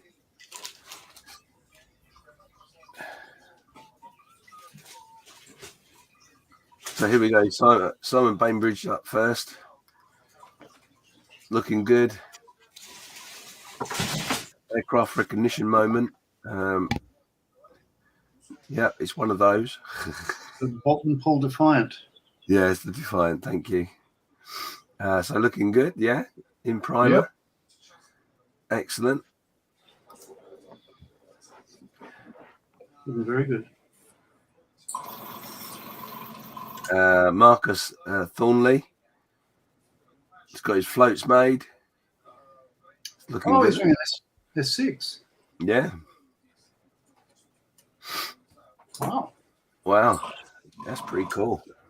I must do a float paint. I've never done one. Nor have I.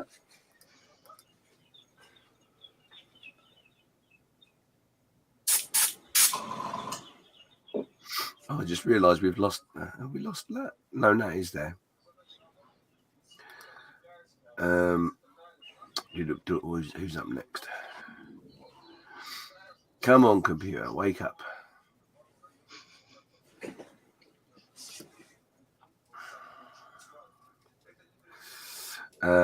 Okay, so next up is Luke Cooper. Well on the way with his internals. Looking sweet. Oh, yeah.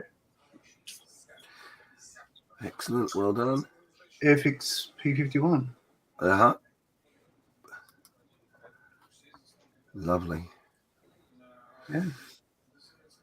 Shane's up next. He's doing great guns with his truck. Awesome. Cool. Yeah.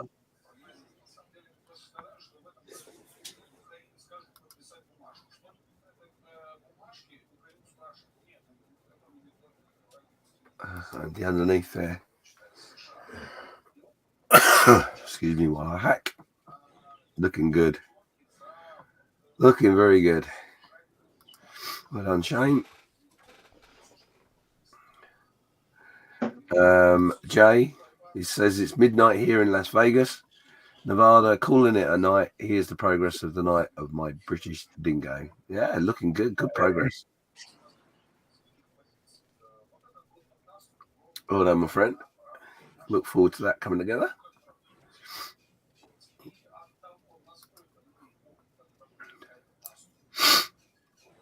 Sorry for the sniffies. And last one in there is Mr. Doug Smith himself. It's 1 a.m. in Utah, USA. I'm calling it a night with more progress than I had hoped for. The AT-ST has been built, black coat, based, and a base color is on. So yeah, great progress. Oh, well done, Doug. Excellent. So yeah, that's the bench updates for now. Another one will go up in about 5 hours' time, I think it is. Pop your pictures in and we can share your builds as we go. We've got 38 people watching. So thank you and good morning, good afternoon, good evening, wherever you are in the world. How are you getting on, Nat? Yeah, not too bad, thank you. I've not got a great deal achieved, unfortunately, but I'm literally just racing to get the bits cut out, just so I can get primed and sprayed today. Right. That's the mission for today. Is that running to schedule? Touch wood. Yes. Cool.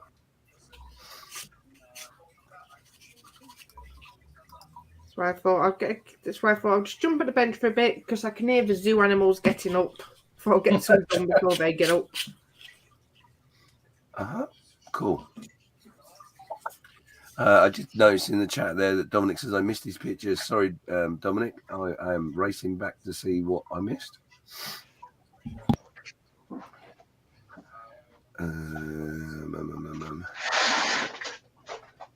Oh wow. There's a lot going on in this page today. Wow.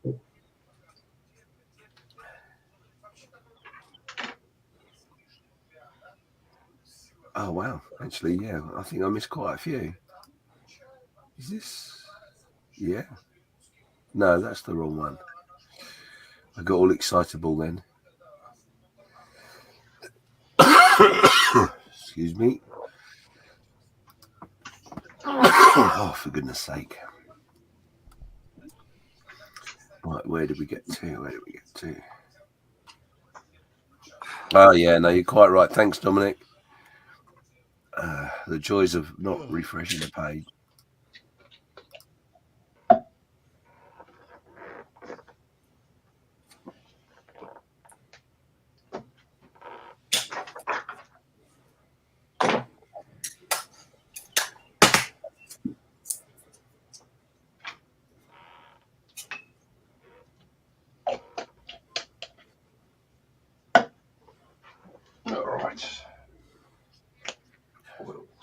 Right, okay, so Ian Douthwaite, he's into the logging trailer Mark II. Come on, computer, wake up. Here you go. A nice bit of scratch building as usual from Ian.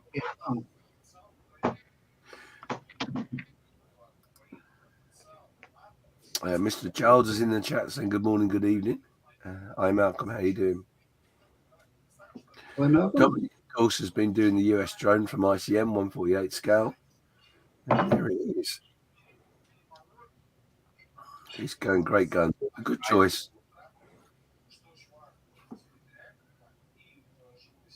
A good choice. Sorry, James, I'm going to very quickly jump in. I'm going to get off because everyone's coming down to get fed and coffeeed up and whatnot. Yeah, no worries. No worries. No worries. Speak to you later, guys. Yeah, no worries. Bye. And, there's a little update there from Ian. And, oh, yeah, he's obviously struggling with his build. Jesus. What? What's going on? What?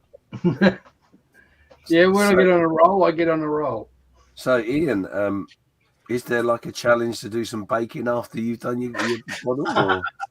Well, I've still got a base to make. Ew, yeah. Oh, yeah. No, that'll take you forever. That will.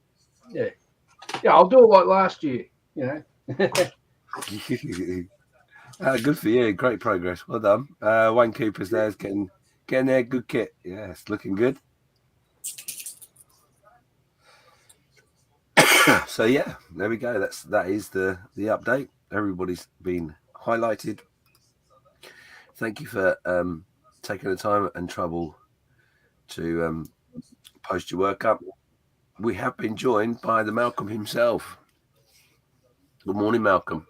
Hello. Good morning, everybody. Morning, Mal. Good morning, good afternoon, good evening, wherever the hell you are in the world. Good. How you doing, Ian? Good, mate. How are you? Really well, thank you very much. Bright-eyed, bushy-tailed, full of coffee, and yeah, ready to roll. And then I came in here and went, oh, tracks. Yeah, I'm all good. Oh, and the Model Geeks are representing as well.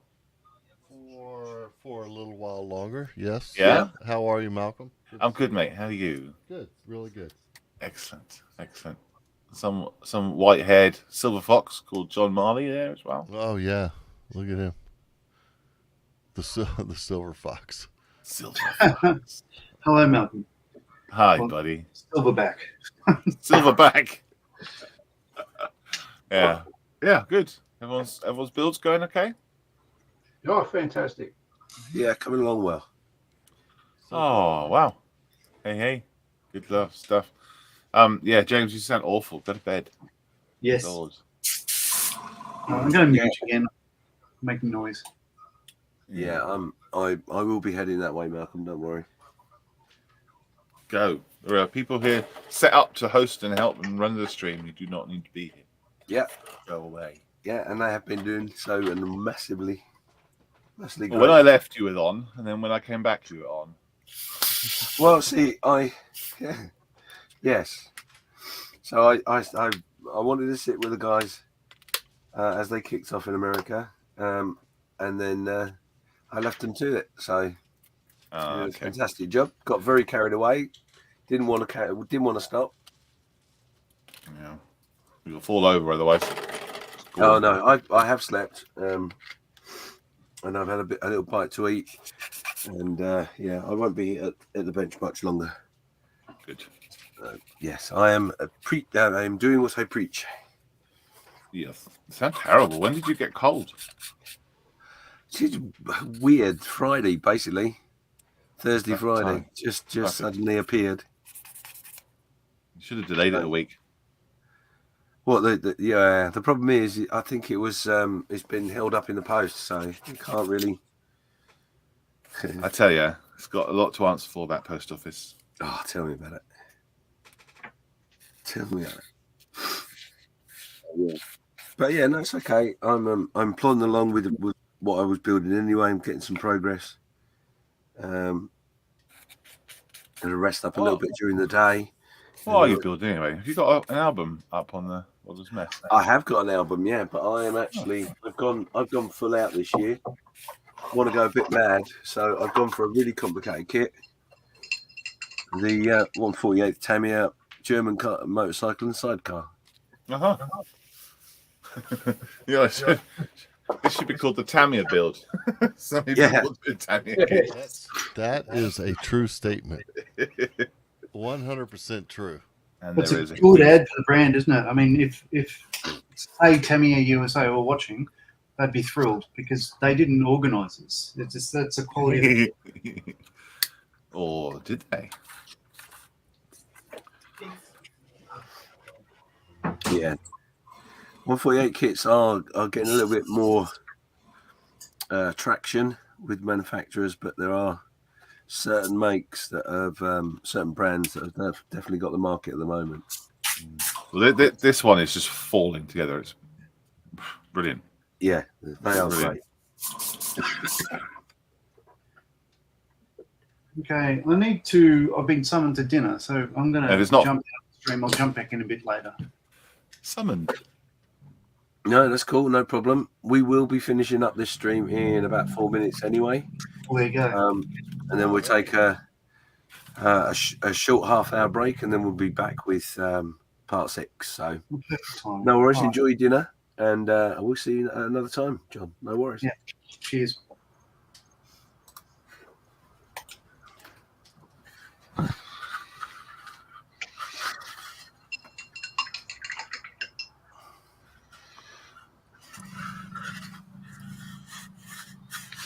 Oh, Malcolm. Good morning. Yeah, you? You all right? Yeah. Good. I fancy seeing you here. Again, so soon. Oh, I've been in since about 5 o'clock this morning. Oh, get you. I was amazed. Yeah. I think I just went to bed just after your daughter had finished her Lego. Yeah. And I got someone made a good comment that she had finished it before our slot. Yeah. Bless her. Yeah, that was great. And it had moving parts. Yes, it did the windmill thing. Yeah. Yeah, she's very chuffed with being able to do that. Yeah. Too right. It's great. Lego's Great to have her here. Lego's great stuff. And of course, we've got Nat and Lewis. They're the ones. They're involved in the build this year as well. Oh, are they? Yeah.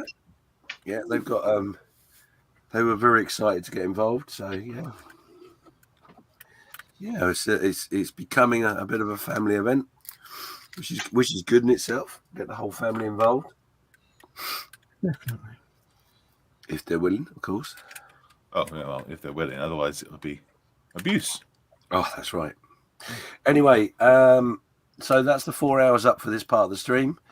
Thank you, everybody, for watching. 43 people watching. We're going to be back in about half an hour or so.